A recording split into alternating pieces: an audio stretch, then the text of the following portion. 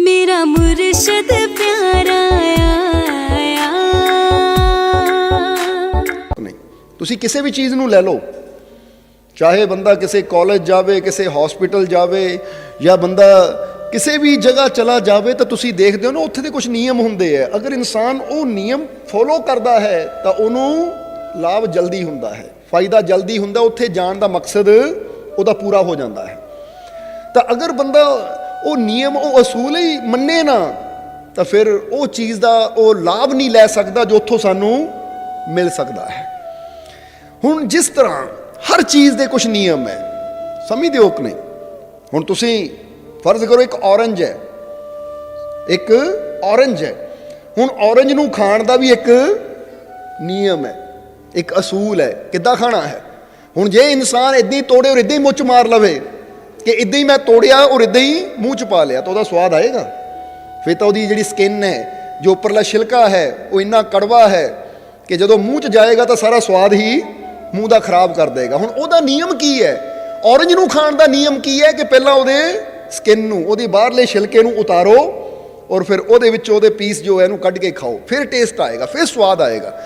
सो दसना की चाहते कि छोटा जिहा फल भी खाना होवे तो उहदा भी एक तरीका है, तरीका यानी एक नियम कि उन्होंने उस तरीके नाल खावांगे तो फायदा देगा।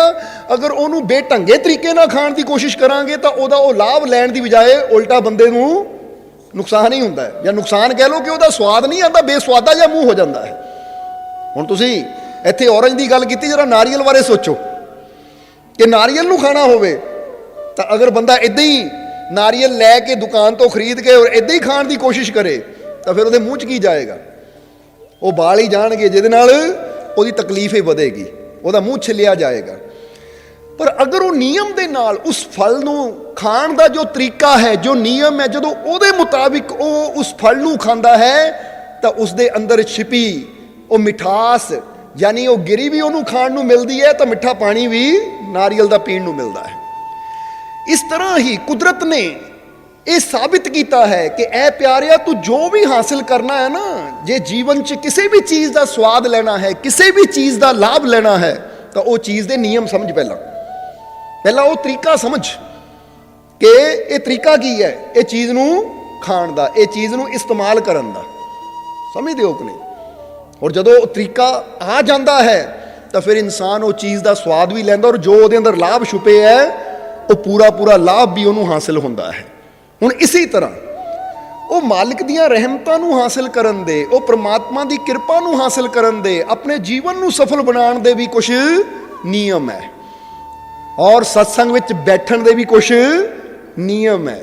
अगर इंसान वो नियम जान के उन्हां नियमां नूं समझ के सत्संग च बहिंदा है तो वो सत्संग का पूरा लाभ फिर लै सकता है। इसलिए इत्थे एक छोटी जी गल कीती है सहजो बाई ने कि अगर सत्संग च बैठना तो किद्दां बैठ, किस तरह बैठना है। एक इशारा है, नियम तो बहुत है, क्योंकि एक नियम तो बहुत है। आज एक एक करके असीं समझण की कोशिश करनी है। पर पहला सहजो बाई का जो असीं दसिया कि सहजो बाई ने यह दसिया है कि सत्संगी नूं किस तरह का होना चाहिए है, किस तरह वो सत्संग विच बैठे तो पूरा लाभ लै सकता है।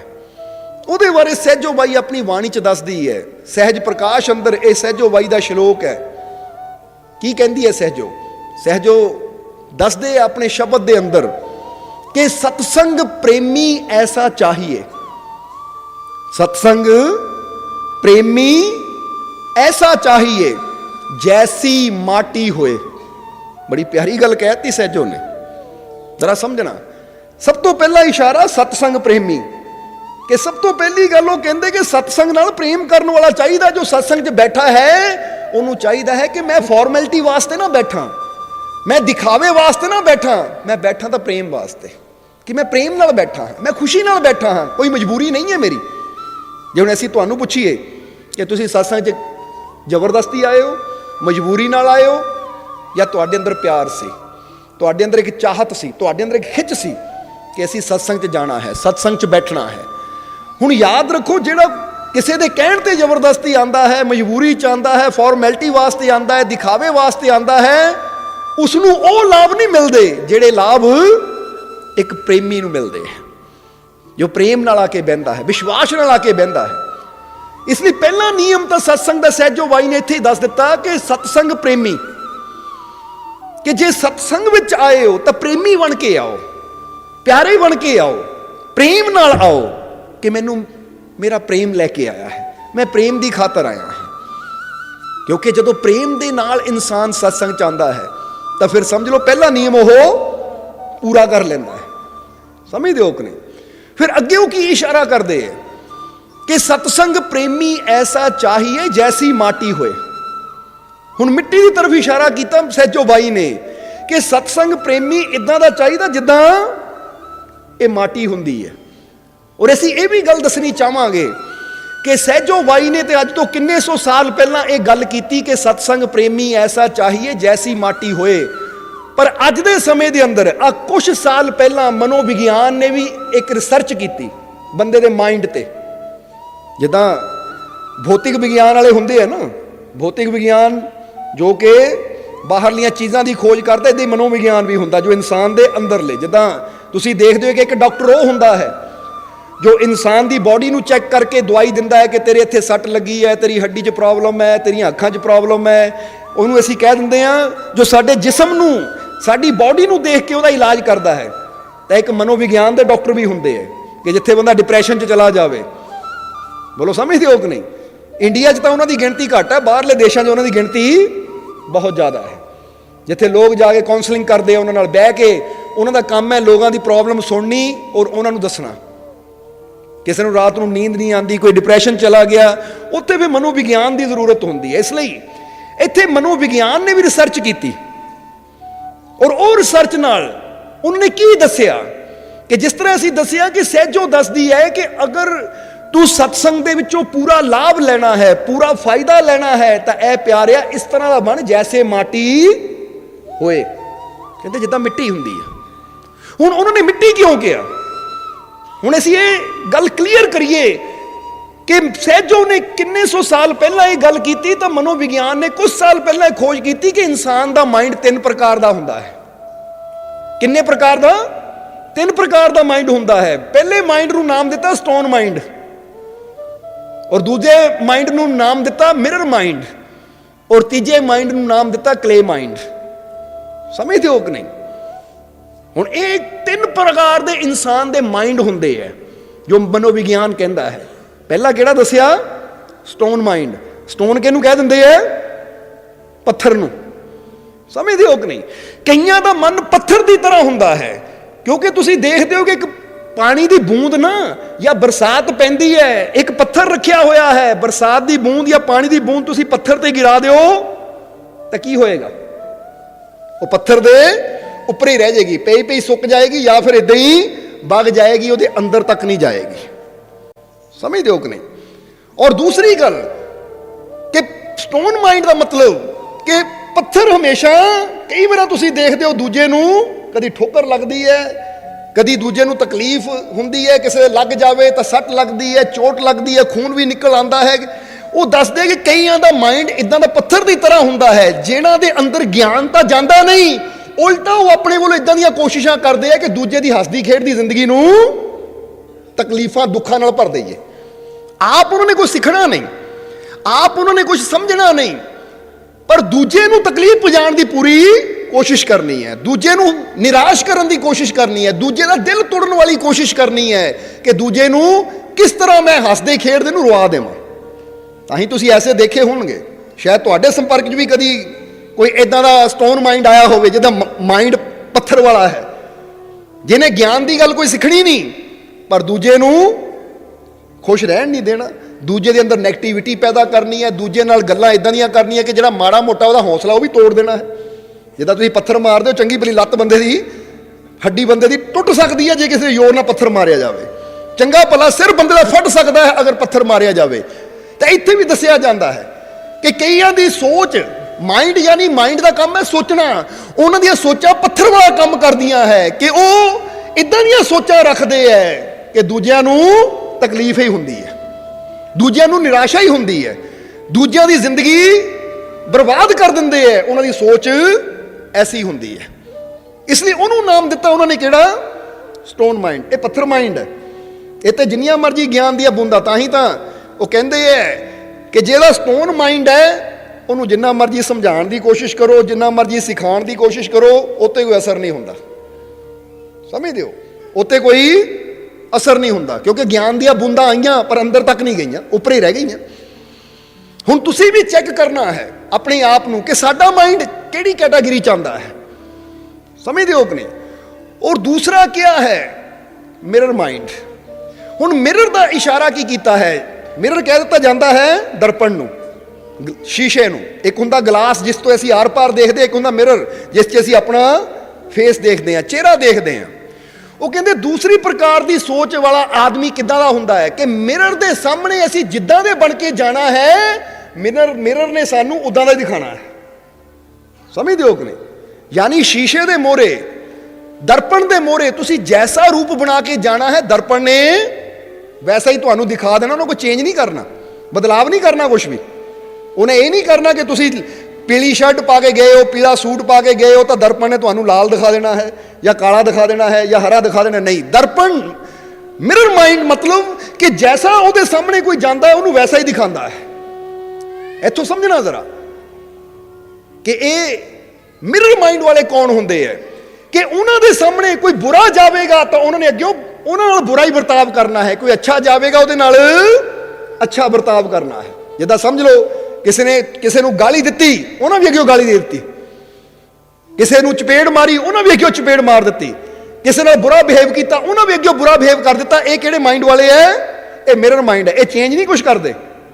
ਇਹਨਾਂ ਮੂਹਰੇ ਜੈਸਾ ਕਿਸੇ ਨੇ ਜਾਣਾ ਹੈ, ਇਹਨਾਂ ਵੈਸਾ ਹੀ ਰਿਸਪੌਂਸ ਦੇਣਾ ਹੈ ਉਹਨੂੰ।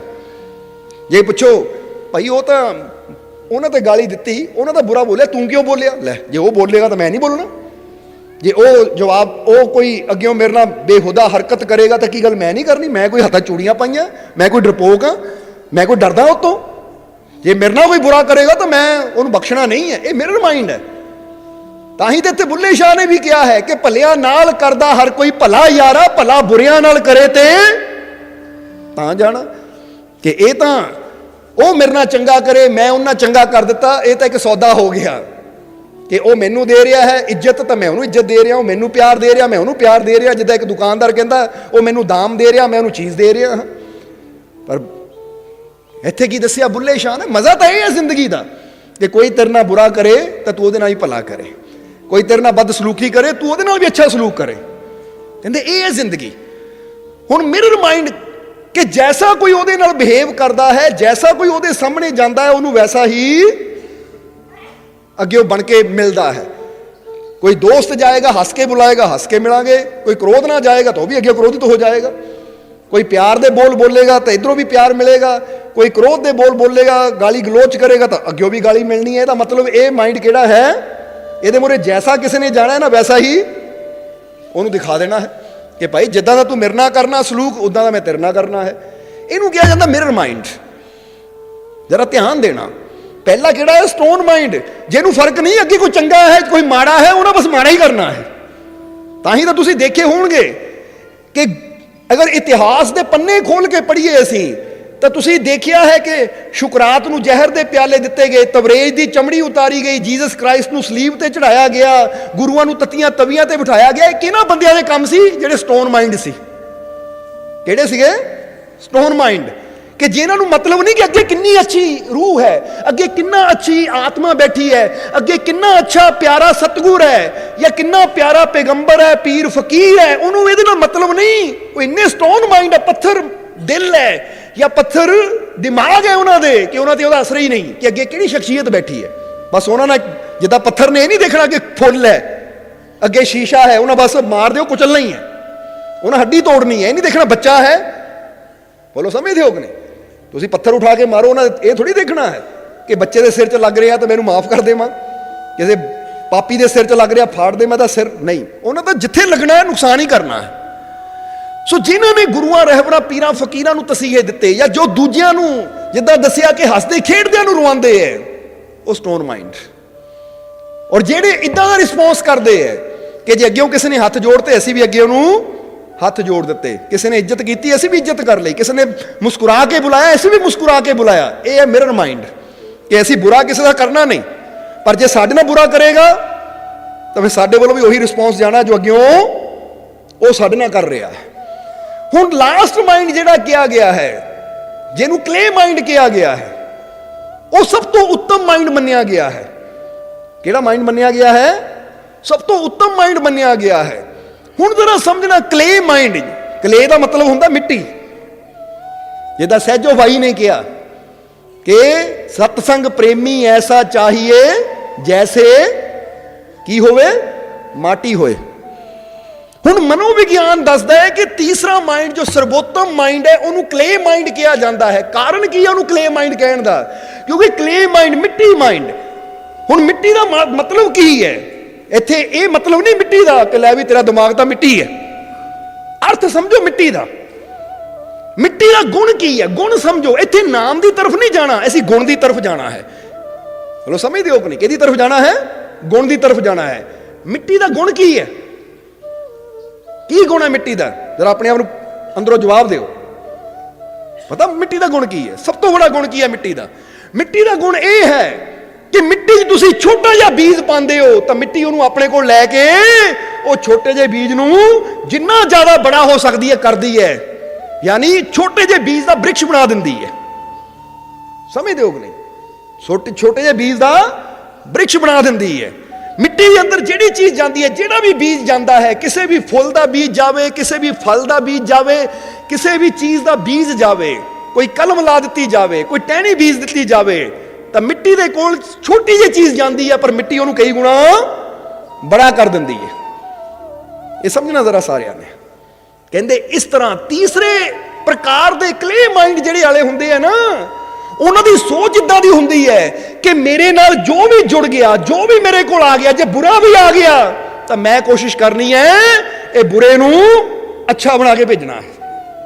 ਜਿਹਦਾ ਬੀਜ ਗਿਆ, ਬੀਜ ਛੋਟਾ ਜਿਹਾ ਗਿਆ ਪਰ ਉਹ ਕੱਲਾ, ਹੁਣ ਜਦੋਂ ਪ੍ਰਿਥਵੀ ਚੋਂ ਬੀਜ ਨਿਕਲਦਾ ਹੈ ਪੌਦਾ ਬਣ ਕੇ, ਤਾਂ ਕੱਲਾ ਬੀਜ ਨਹੀਂ ਨਿਕਲਦਾ। ਦੇਖੋ ਸੰਭਾਵਨਾ ਕੀ ਨਿਕਲਦੀ ਹੈ, ਪੌਦਾ ਨਾਲ ਪੱਤੇ, ਨਾਲ ਫੁੱਲ, ਨਾਲ ਫਲ, ਟਹਿਣੀਆਂ, ਯਾਨੀ ਸਭ ਕੁਝ ਉਹਦੇ ਅੰਦਰੋਂ ਨਿਕਲਦਾ ਹੈ। ਕਿਉਂਕਿ ਇਹ ਕੰਮ ਕੌਣ ਕਰਦੀ ਹੈ? ਉਹ ਮਿੱਟੀ। ਸਮਝਦੇ ਹੋ? ਹੁਣ ਜੇ ਉਸੇ ਬੀਜ ਨੂੰ ਮਿੱਟੀ ਦੀ ਬਜਾਏ ਤੁਸੀਂ ਪੱਥਰ ਤੇ ਰੱਖ ਦਿਓ ਤਾਂ ਫਿਰ ਕੀ ਬਣਨਾ ਹੈ? ਮਿਰਰ ਤੇ ਰੱਖ ਦਿਓ ਤਾਂ ਮਿਰਰ ਦੇ ਵਿੱਚ ਸਿਰਫ ਉਹਦੀ ਇਮੇਜ ਬਣਨੀ ਹੈ ਕਿ ਬੀਜ ਰੱਖਿਆ ਤਾਂ ਬੀਜ ਦੀ ਇਮੇਜ ਬਣਨੀ ਹੈ, ਕਿਉਂਕਿ ਉਹਨੂੰ ਉਹੀ ਦਿਖਾਣਾ ਜੋ ਹੈ। ਇਹ ਮਿਰਰ ਮਾਈਂਡ ਹੈ, ਉਹਨੂੰ ਉਹੀ ਦਿਖਾਣਾ ਜੋ ਹੈ। ਉਹਦਾ ਕੋਈ ਫਾਇਦਾ ਨਹੀਂ ਕਰਨਾ, ਉਹਨੂੰ ਕਿਤੇ ਅੱਗੇ ਨਹੀਂ ਵਧਾਣਾ। ਪਰ ਕਲੇ ਮਾਈਂਡ, ਮਿੱਟੀ ਵਾਲਾ ਮਾਈਂਡ, ਜਿਹਦੀ ਸੋਚ ਕਲੇ ਵਾਲੀ ਹੈ, ਮਿੱਟੀ ਵਾਲੇ ਗੁਣਾਂ ਵਾਲੀ ਸੋਚ ਹੈ, ਉਹਨਾਂ ਕਹਿਣਾ ਜਿੱਦਾਂ ਦਾ ਵੀ ਮੇਰੇ ਕੋਲ ਮਰਜ਼ੀ ਆਵੇ ਮੈਂ ਉਹਦੇ ਅੰਦਰ ਬਦਲਾਵ ਲਿਆਉਣ ਦੀ ਕੋਸ਼ਿਸ਼ ਕਰਨੀ ਹੈ। ਜੇ ਮੇਰੇ ਕੋਲ ਕੋਈ ਮਾੜਾ ਵੀ ਆਵੇ ਮੈਂ ਇਹ ਦੇਖਣਾ ਹੈ ਕਿ ਇਹਨੂੰ ਅੱਗੇ ਵਧਣ ਵਿੱਚ ਮਦਦ ਕਰਨੀ ਹੈ। ਕਿਉਂਕਿ ਮਿੱਟੀ ਦਾ ਕਰਮ ਹੈ, ਹਮੇਸ਼ਾ ਜਿਹੜੀ ਚੀਜ਼ ਉਹਦੇ ਕੋਲ ਜਾਂਦੀ ਉਹਨੂੰ ਅੱਗੇ ਵਧਾਉਣ ਦੀ ਕੋਸ਼ਿਸ਼ ਕਰਦੀ ਹੈ, ਉਹਨੂੰ ਅੱਗੇ ਲੈ ਕੇ ਜਾਣ ਦੀ ਕੋਸ਼ਿਸ਼ ਕਰਦੀ ਹੈ। ਸਮਝਣਾ ਜ਼ਰਾ। ਇਸ ਲਈ ਹੁਣ ਅਸੀਂ ਵੀ ਆਪਣੇ ਆਪ ਨੂੰ ਇਹ ਦੇਖਣਾ ਹੈ, ਸਮਝਣਾ ਹੈ ਇੱਥੇ ਕਿ ਸਾਡਾ ਮਾਈਂਡ ਕਿਹੜੀ ਪੋਜੀਸ਼ਨ ਤੇ ਹੈ, ਸਟੋਨ, ਮਿਰਰ ਜਾਂ ਕਲੇ। ਜ਼ਰਾ ਸਮਝੋ।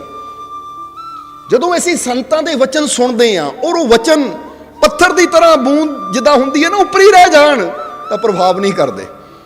ਪਰ ਜਦੋਂ ਕਲੇ ਦੇ ਵਿੱਚ, ਮਿੱਟੀ ਦੇ ਵਿੱਚ ਜਦੋਂ ਬੂੰਦ ਜਾਂਦੀ ਨਾ ਜ਼ਮੀਨ ਤੱਕ, ਅੰਦਰ ਤੱਕ, ਤਾਂ ਫਿਰ ਅਸਰ ਦਿਖਾ ਕੇ ਰਹਿੰਦੀ ਹੈ। ਇਸ ਲਈ ਆਪਣੇ ਆਪ ਨੂੰ ਪਹਿਚਾਨਣ ਦੀ ਕੋਸ਼ਿਸ਼ ਕਰੋ ਔਰ ਅੱਜ ਤੋਂ ਆਪਣੇ ਆਪ ਨਾਲੇ ਪ੍ਰਣ ਲਓ। ਇੱਕ ਆਪਣੇ ਆਪ ਨਾਲ ਵਾਅਦਾ ਕਰੋ ਕਿ ਮੈਂ ਕੋਸ਼ਿਸ਼ ਕਰਨੀ ਹੈ ਮੈਂ ਵੀ ਕਲੇ ਮਾਈਂਡ ਬਣਾ, ਤਾਂ ਕਿ ਜਿਹੜਾ ਵੀ ਮੇਰੇ ਸੰਪਰਕ ਚ ਆਵੇ, ਕੋਈ ਬੁਰਾ ਵੀ ਆਵੇ, ਕੋਈ ਮਾੜਾ ਵੀ ਆਵੇ, ਤਾਂ ਮੈਂ ਕੋਸ਼ਿਸ਼ ਕਰਨੀ ਹੈ ਜੇ ਮੇਰੇ ਕੋਲ ਆਇਆ ਹੈ ਤਾਂ ਇਹਨੂੰ ਅੱਗੇ ਵਧਣ ਚ ਮਦਦ ਕਰਾਂ। ਯਾਨੀ ਇਹਦੀਆਂ ਕਮੀਆਂ ਨੂੰ ਭੁਲਾ ਕੇ, ਇਹਦੀਆਂ ਕਮੀਆਂ ਨੂੰ ਜੇ ਮੈਂ ਦੂਰ ਕਰ ਸਕਦਾ ਤਾਂ ਕਰਾਂ, ਨਹੀਂ ਤਾਂ ਮੈਂ ਆਪਣੇ ਵੱਲੋਂ ਤਾਂ ਕੁਝ ਬੁਰਾ ਨਾ ਕਰਾਂ ਇਹਦੇ ਨਾਲ, ਤਾਂ ਕਿ ਇਹ ਹੋਰ ਜ਼ਿਆਦਾ ਬੁਰਾ ਕਰਨ ਤੇ ਮਜਬੂਰ ਹੋਵੇ। ਸਮਝਦੇ ਹੋ? ਆਪਣੇ ਵੱਲੋਂ ਮੈਂ ਕੋਸ਼ਿਸ਼ ਕਰਨੀ ਹੈ। ਜਿੱਦਾਂ ਕਿਹਾ ਜਾਂਦਾ ਨਾ ਕਿ ਫਕੀਰ ਬੈਠੇ ਸੀ, ਇੱਕ ਆਦਮੀ ਆਇਆ, ਫਕੀਰਾਂ ਨੂੰ ਬੁਰਾ ਬੋਲਣ ਲੱਗ ਗਿਆ, ਅਪਸ਼ਬਦ ਬੋਲਣ ਲੱਗ ਗਿਆ। ਫਕੀਰ ਚੁੱਪ ਕਰਕੇ ਬੈਠੇ, ਦੇਖਦੇ ਰਹੇ, ਮੁਸਕਰਾਉਂਦੇ ਰਹੇ। ਥੋੜੀ ਦੇਰ ਉਹ ਬੋਲ ਕੇ ਚਲਾ ਗਿਆ ਤਾਂ ਇੱਕ ਆਦਮੀ ਜਿਹੜਾ ਦੂਰੋਂ ਇਹ ਮੰਜ਼ਰ ਦੇਖ ਰਿਹਾ ਸੀ ਆਇਆ ਫਕੀਰਾਂ ਕੋਲ, ਕਹਿੰਦਾ ਮਹਾਰਾਜ ਉਹ ਆਦਮੀ ਤੁਹਾਨੂੰ ਬੁਰਾ ਭਲਾ ਬੋਲ ਕੇ ਚਲਾ ਗਿਆ, ਤੁਸੀਂ ਅੱਗੇ ਹੱਸਦੇ ਰਹੇ, ਮੁਸਕਰਾਉਂਦੇ ਰਹੇ, ਤੁਸੀਂ ਬੋਲੇ ਕੁਛ ਨਹੀਂ, ਜਵਾਬ ਕਿਉਂ ਨਹੀਂ ਦਿੱਤਾ? ਤਾਂ ਉਸ ਲਈ ਫਕੀਰਾਂ ਨੇ ਇੱਕੋ ਹੀ ਗੱਲ ਕਹੀ। ਫਕੀਰ ਕਹਿੰਦੇ ਉਹ ਬੁਰਾ ਬੋਲ ਰਿਹਾ ਸੀ, ਔਰ ਮੈਂ ਨਹੀਂ ਚਾਹੁੰਦਾ ਸੀ ਮੈਂ ਵੀ ਅੱਗੇ ਜਵਾਬ ਦੇਵਾਂ ਤਾਂ ਉਹਨੂੰ ਹੋਰ ਜ਼ਿਆਦਾ ਬੁਰਾ ਬੋਲਣ ਦਾ ਮੌਕਾ ਮਿਲੇ, ਉਹਨੂੰ ਹੋਰ ਜ਼ਿਆਦਾ ਬੁਰਾਈ ਕਰਨ ਦਾ ਮੌਕਾ ਮਿਲੇ। ਕਿਉਂਕਿ ਜਿਹੜਾ ਬੁਰਾ ਹੈ ਨਾ, ਉਹਨੂੰ ਜਦੋਂ ਛੇੜਦੇ ਆ ਉਹਦੇ ਅੰਦਰ ਹੋਰ ਵੀ ਕੀ ਹੋਣਾ ਹੈ। ਜੇ ਕੋਈ ਆਦਮੀ ਤੁਹਾਨੂੰ 2 ਗਾਲਾਂ ਕੱਢ ਰਿਹਾ ਹੈ, ਤੁਸੀਂ ਅੱਗੇ ਕਹੋਗੇ ਤੈਨੂੰ ਛੱਡਣਾ ਨਹੀਂ, ਤੈਨੂੰ ਇਹ ਕਰ ਦੂੰ ਉਹ ਕਰ ਦੂੰ, ਹੁਣ ਉਹਨੇ ਕੀ ਕਰਨਾ, ਡਰ ਜਾਣਾ। ਉਹਨਾਂ 2 ਦੀ ਜਗ੍ਹਾ 10 ਗਾਲਾਂ ਹੋਰ ਕੱਢਣੀਆਂ ਹੈ। ਫਕੀਰ ਕਹਿੰਦੇ ਮੈਂ ਨਹੀਂ ਚਾਹੁੰਦਾ ਉਹਦੀ ਅੰਦਰਲੀ ਬੁਰਾਈ ਹੋਰ ਜ਼ਿਆਦਾ ਪ੍ਰਗਟ ਹੋਵੇ। ਪਰ ਹੁਣ ਤੂੰ ਦੇਖੀ 2 ਦਿਨ ਦੀ ਗੱਲ ਹੈ, 2 ਦਿਨ ਦੀ ਗੱਲ ਹੈ, ਮੇਰੀ ਸ਼ਾਂਤੀ ਨੇ ਉਹਦੇ ਜੀਵਨ 'ਚ ਬਦਲਾਵ ਲਿਆਣਾ ਹੈ। ਕਹਿੰਦਾ ਜੀ ਦੇਖ ਲੈਂਦੇ ਆ।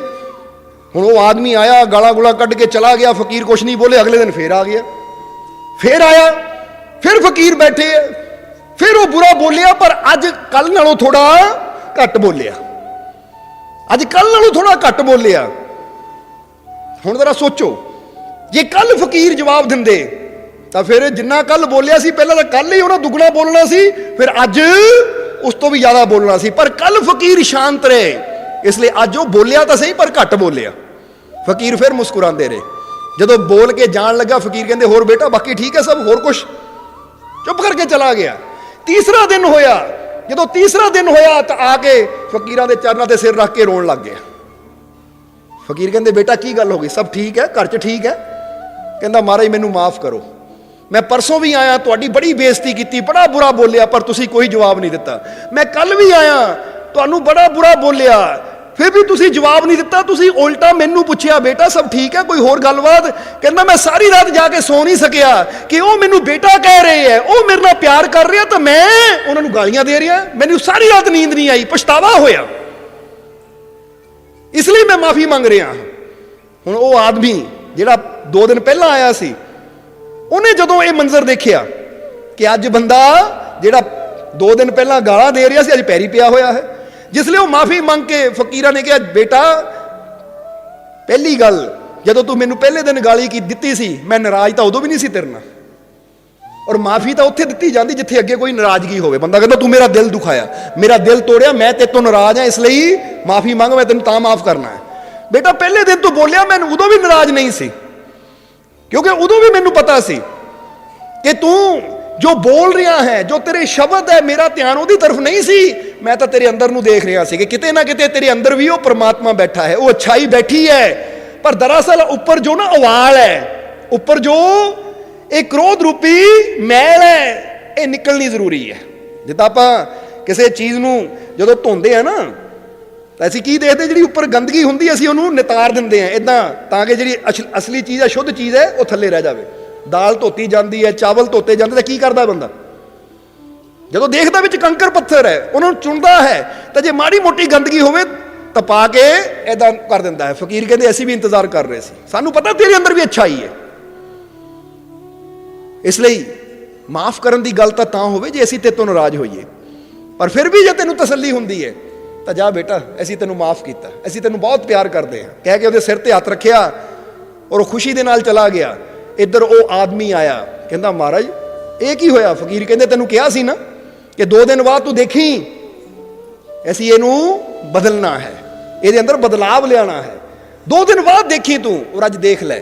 ਅਗਰ ਅਸੀਂ ਪਹਿਲੇ ਦਿਨ ਜਵਾਬ ਦੇ ਦਿੰਦੇ ਤਾਂ ਫਿਰ ਇਹ ਬਦਲਾਵ ਇਹਦੇ ਅੰਦਰ ਕਦੀ ਆਣਾ ਹੀ ਨਹੀਂ ਸੀ। ਜਦੋਂ ਤੁਸੀਂ ਵੀ ਸੋਚ ਕੇ ਦੇਖੋ ਕਿ ਘਰ 'ਚ ਤੁਹਾਡੇ ਅਗਰ ਸੱਸ ਨੂੰਹ ਦੀ ਲੜਾਈ ਹੈ, ਬਾਪ ਬੇਟੇ ਦੀ ਲੜਾਈ ਹੈ, ਤਾਂ ਕੀ ਹੁੰਦਾ? ਦੋਨੇ ਇੱਕ ਪਾਸਿਓਂ ਦੂਜੇ ਪਾਸਿਓਂ ਬੋਲਦੇ ਆ, ਜਵਾਬ ਦਿੰਦੇ, ਤਾਂ ਲੜਾਈ ਕਈ ਸਾਲ ਕਈ ਦਿਨ ਚੱਲਦੀ ਰਹਿੰਦੀ ਹੈ। ਪਰ ਅਗਰ ਬੰਦਾ ਖਤਮ ਕਰਨੀ ਚਾਹੁੰਦਾ ਤਾਂ ਇੱਕ ਫੈਸਲਾ ਕਰ ਲਵੇ ਕਿ ਅੱਜ ਮੈਂ ਨਹੀਂ ਬੋਲਣਾ, ਅਗਲਾ ਬੋਲੇ ਤਾਂ ਬੋਲੀ ਜਾਵੇ, ਪਰ ਮੈਂ ਸ਼ਾਂਤ ਰਹਿਣਾ ਹੈ। ਮੈਂ ਅਗਲੇ ਨੂੰ ਬਾਅਦ 'ਚ ਇਹੀ ਪੁੱਛਣਾ ਹੈ ਕਿ ਜੇ ਸਾਸੂ ਮਾਂ ਆ ਤਾਂ ਮੰਮੀ ਜੀ ਹੋਰ ਕੁਝ ਕਹਿਣਾ ਹੈ, ਜੇ ਅੱਗੇ ਬਾਪ ਹੈ ਪਿਤਾ ਜੀ ਹੋਰ ਕੁਝ ਕਹਿਣਾ ਹੈ, ਜੇ ਅੱਗੇ ਬੇਟਾ ਹੈ ਬੇਟਾ ਹੋਰ ਕੋਈ ਤੇਰੇ ਦਿਲ 'ਚ ਤਾਂ ਕੱਢ ਲੈ ਉਵਾਲ। ਤੁਸੀਂ ਆਪ ਦੇਖੋਗੇ, ਜਦੋਂ ਆਪ ਕਹੋਗੇ ਨਾ ਤਾਂ ਬੰਦੇ ਨੂੰ ਆਪੇ ਸ਼ਰਮ ਆਏਗੀ, ਯਾਰ ਮੈਂ ਇਹਨੂੰ ਬੁਰਾ ਬੋਲ ਰਿਹਾ, ਅੱਗੇ ਉਹ ਕਹਿ ਰਹੇ ਮੰਮੀ ਜੀ, ਡੈਡੀ ਜੀ, ਜਾਂ ਬੇਟਾ ਜੀ, ਜਾਂ ਬੇਟੀ ਜੀ, ਕੁਝ ਹੈ ਤਾਂ ਦਿਲ 'ਚ ਹੋਰ ਕਹਿ ਲਓ। ਜ਼ਰਾ ਸੋਚੋ, ਉਹਨੂੰ ਆਪ ਸ਼ਰਮ ਆਏਗੀ ਕਿ ਮੈਂ ਕੀ ਕਰ ਰਿਹਾ। 1-2 ਦਿਨ ਦੀ ਗੱਲ ਹੈ, ਉਹ ਵੀ ਸ਼ਾਂਤ ਹੋ ਕੇ ਬੈਠ ਜਾਏਗਾ। ਪਰ ਜਦੋਂ ਅਸੀਂ ਅੱਗੇ ਰਿਸਪੌਂਸ ਦਿੰਦੇ ਆ ਨਾ, ਤਾਂ ਫਿਰ ਇਹ ਝਗੜਾ ਕਦੀ ਖਤਮ ਹੁੰਦਾ ਹੀ ਨਹੀਂ ਹੈ। ਤਾਂ ਹੀ ਤਾਂ ਘਰਾਂ 'ਚ ਦੇਖਿਆ ਕਿ ਝਗੜੇ ਕਈ ਸਾਲ ਚੱਲਦੇ ਆ। ਬੰਦਾ ਕਹਿੰਦਾ 10 ਸਾਲ ਤੋਂ ਸਾਡੇ ਘਰ 'ਚ ਪਰੇਸ਼ਾਨੀ ਹੈ, 15 ਸਾਲ ਤੋਂ ਮੇਰਾ ਔਰ ਮੇਰੀ ਪਤਨੀ ਦਾ ਝਗੜਾ ਚੱਲ ਰਿਹਾ ਹੈ, ਇਹਦਾ ਮਤਲਬ ਘੱਟ ਕੋਈ ਵੀ ਨਹੀਂ ਹੈ। ਹੁਣ ਚਾਹੀਦਾ ਜੇ ਸ਼ਾਂਤੀ, ਤਾਂ ਕਿਸੇ ਨਾ ਕਿਸੇ ਨੂੰ ਤਾਂ ਸ਼ੁਰੂਆਤ ਮੌਨ ਦੀ ਕਰਨੀ ਪੈਣੀ ਹੈ। ਸਮਝਦੇ ਹੋ ਕਿ ਨਹੀਂ? ਤਾਂ ਹੀ ਤਾਂ ਮੌਲਾਨਾ ਰੂਮੀ ਨੇ ਕਿਹਾ ਹੈ ਕਿ ਮੌਨ ਈਸ਼ਵਰ ਦੀ ਭਾਸ਼ਾ ਹੈ, ਖੁਦਾ ਦੀ ਭਾਸ਼ਾ ਮੌਨ ਹੈ। ਆ ਬਾਕੀ ਜਿੰਨੇ ਸ਼ਬਦ ਹੈ ਇਹ ਤਾਂ ਉਹਨਾਂ ਨੇ ਦੱਸਿਆ ਸਾਰੇ ਅਡੰਬਰੇ ਹੀ ਹੈ। ਈਸ਼ਵਰ ਦੀ ਅਸਲੀ ਭਾਸ਼ਾ ਤਾਂ ਮੌਨ ਹੈ। ਜਿੱਥੇ ਬੰਦੇ ਅੰਦਰ ਮੌਨ ਸ਼ਾਂਤੀ ਆ ਗਈ, ਉਹ ਮੌਨ ਦੂਜੇ ਅੰਦਰ ਵੀ ਬਦਲਾਵ ਲੈ ਆਂਦਾ ਹੈ। ਪਰ ਇੱਥੇ ਇੱਕ ਗੱਲ ਹੋਰ ਕਹਿਣੀ ਚਾਹਾਂਗੇ ਕਿ ਜਿੱਥੇ ਪਿਆਰ ਦੀ ਗੱਲ ਹੋਵੇ ਤਾਂ ਉੱਥੇ ਮੌਨ ਨਹੀਂ ਰਹਿਣਾ ਚਾਹੀਦਾ, ਉੱਥੇ ਪ੍ਰਗਟ ਕਰਨਾ ਚਾਹੀਦਾ ਹੈ। ਸਮਝਦੇ ਹੋ ਕਿ ਨਹੀਂ? ਕੋਈ ਅੱਛਾ ਕਰਦਾ ਹੈ ਤਾਂ ਉੱਥੇ ਪ੍ਰਗਟ ਕਰੋ ਵੀ ਤੂੰ ਬਹੁਤ ਅੱਛਾ ਕੀਤਾ, ਥੈਂਕ ਯੂ, ਜਾਂ ਤੇਰਾ ਸ਼ੁਕਰੀਆ, ਜਾਂ ਮੈਂ ਤੈਨੂੰ ਬਹੁਤ ਪਿਆਰ ਕਰਦਾ ਹੈ। ਉਹਦੇ ਨਾਲ ਤੁਹਾਡਾ ਰਿਸ਼ਤਾ ਹੋਰ ਮਜ਼ਬੂਤ ਹੁੰਦਾ ਹੈ। ਪਰ ਜਿੱਥੇ ਕ੍ਰੋਧ ਦੀ ਗੱਲ ਹੋਵੇ, ਬੁਰਾਈ ਦੀ ਗੱਲ ਹੋਵੇ, ਬੁਰੀ ਗੱਲ ਹੋਵੇ, ਨਿੰਦਿਆ ਚੁਗਲੀ ਦੀ ਗੱਲ ਹੋਵੇ, ਉੱਥੇ ਮੌਨ ਰਹਿ ਜਾਓ। ਸਮਝਦੇ ਹੋ ਕਿ ਨਹੀਂ? ਤਾਂ ਹੀ ਤਾਂ ਕਿਸੇ ਨੇ ਜਾ ਕੇ ਹਜ਼ੂਰ ਮੁਹੰਮਦ ਸਾਹਿਬ ਤੋਂ ਪੁੱਛਿਆ ਸੀ ਕਿ ਮਾਰੇ ਮੁਕਤੀ ਕਿਹੜੀ ਚੀਜ਼ ਵਿੱਚ ਹੈ? ਤਾਂ ਉਸ ਲਈ ਹਜ਼ੂਰ ਨੇ ਇੱਕੋ ਹੀ ਗੱਲ ਕਹੀ ਸੀ, ਮਨ ਸਮਤਾ ਨਜ਼ਾ। ਜਦੋਂ ਕਿਸੇ ਨੇ ਪੁੱਛਿਆ ਨਾ ਮੋਕਸ਼ ਮੁਕਤੀ ਕਿੱਦਾਂ ਇਨਸਾਨ ਨੂੰ ਮਿਲ ਸਕਦੀ ਹੈ, ਤਾਂ ਉਹਨਾਂ ਨੇ ਇੱਕੋ ਹੀ ਛੋਟਾ ਜਿਹਾ ਲਫ਼ਜ਼ ਕਿਹਾ, ਮਨ ਸਮਤਾ ਨਜ਼ਾ। ਮਨ ਸਮਤਾ ਨਜ਼ਾ ਦਾ ਮਤਲਬ ਹੈ, ਇਹ ਅਰਬੀ ਦਾ ਲਫ਼ਜ਼ ਹੈ ਮਨ ਸਮਤਾ ਨਜ਼ਾ, ਪਰ ਇਹਦਾ ਹਿੰਦੀ 'ਚ ਮਤਲਬ ਕੱਢਿਆ ਜਾਵੇ ਤਾਂ ਇਹ ਤਰਜਮਾ ਇਹ ਹੈ ਕਿ ਜੋ ਮौन रहा उसने मुक्ति मोक्ष को पा लिया। जो मौन रहा, मौन यानी चुप रह गया, उन्हें मुक्ति भी पा ली, मोक्ष भी पा लिया। मन समता नज़ा। ਹੁਣ ਇਹ ਬੜਾ ਛੋਟੀ ਜਿਹੀ ਲਾਈਨ ਦੇ ਵਿੱਚ ਹਜ਼ੂਰ ਨੇ ਉਹਨੂੰ ਜਵਾਬ ਦਿੱਤਾ ਕਿ ਮੁਕਤੀ ਦਾ ਰਾਜ਼ ਕੀ ਹੈ। ਹੁਣ ਜੇ ਤੁਹਾਡੇ ਜੀਵਨ 'ਚ ਦੁੱਖ ਹੈ, ਪਰੇਸ਼ਾਨੀਆਂ, ਝਗੜੇ ਹੋ ਰਹੇ ਆ ਨਾ, ਔਰ ਝਗੜਿਆਂ ਤੋਂ ਮੁਕਤੀ ਚਾਹੀਦੀ ਹੈ, ਪਰੇਸ਼ਾਨੀਆਂ ਤੋਂ ਮੁਕਤੀ ਚਾਹੀਦੀ ਹੈ, ਤਾਂ ਸਮਝ ਲਓ ਮਨ ਸਮਤਾ ਨਜ਼ਾ, ਕਿ ਮੌਨ 'ਚ ਹੀ ਮੁਕਤੀ ਹੈ ਭਾਈ ਦੁੱਖਾਂ ਤੋਂ। ਔਰ ਮੌਨ ਦੇ ਵਿੱਚ ਅਗਰ 24 ਘੰਟਿਆਂ 'ਚੋਂ ਅੱਧਾ ਪੌਣਾ ਘੰਟਾ ਮੌਨ ਬਹਿ ਕੇ ਮੈਡੀਟੇਸ਼ਨ ਕਰੀਏ ਤਾਂ ਸਾਨੂੰ ਮੋਕਸ਼ ਵੀ ਮਿਲ ਜਾਂਦਾ ਹੈ, ਕਿਉਂਕਿ ਮੈਡੀਟੇਸ਼ਨ ਦੇ ਜ਼ਰੀਏ ਅਸੀਂ ਆਪਣਾ ਕਨੈਕਸ਼ਨ ਉਹ ਪਰਮ ਸ਼ਕਤੀ ਨਾਲ ਜੋੜਦੇ ਹਾਂ ਜੋ ਸਾਰੇ ਸੰਸਾਰ ਨੂੰ ਸਾਨੂੰ ਚਲਾ ਰਹੀ ਹੈ, ਔਰ ਉਹਦੇ ਨਾਲ ਜੁੜ ਕੇ ਹੀ ਇਨਸਾਨ ਦੀ ਮੁਕਤੀ ਹੈ, ਮੋਕਸ਼ ਹੈ।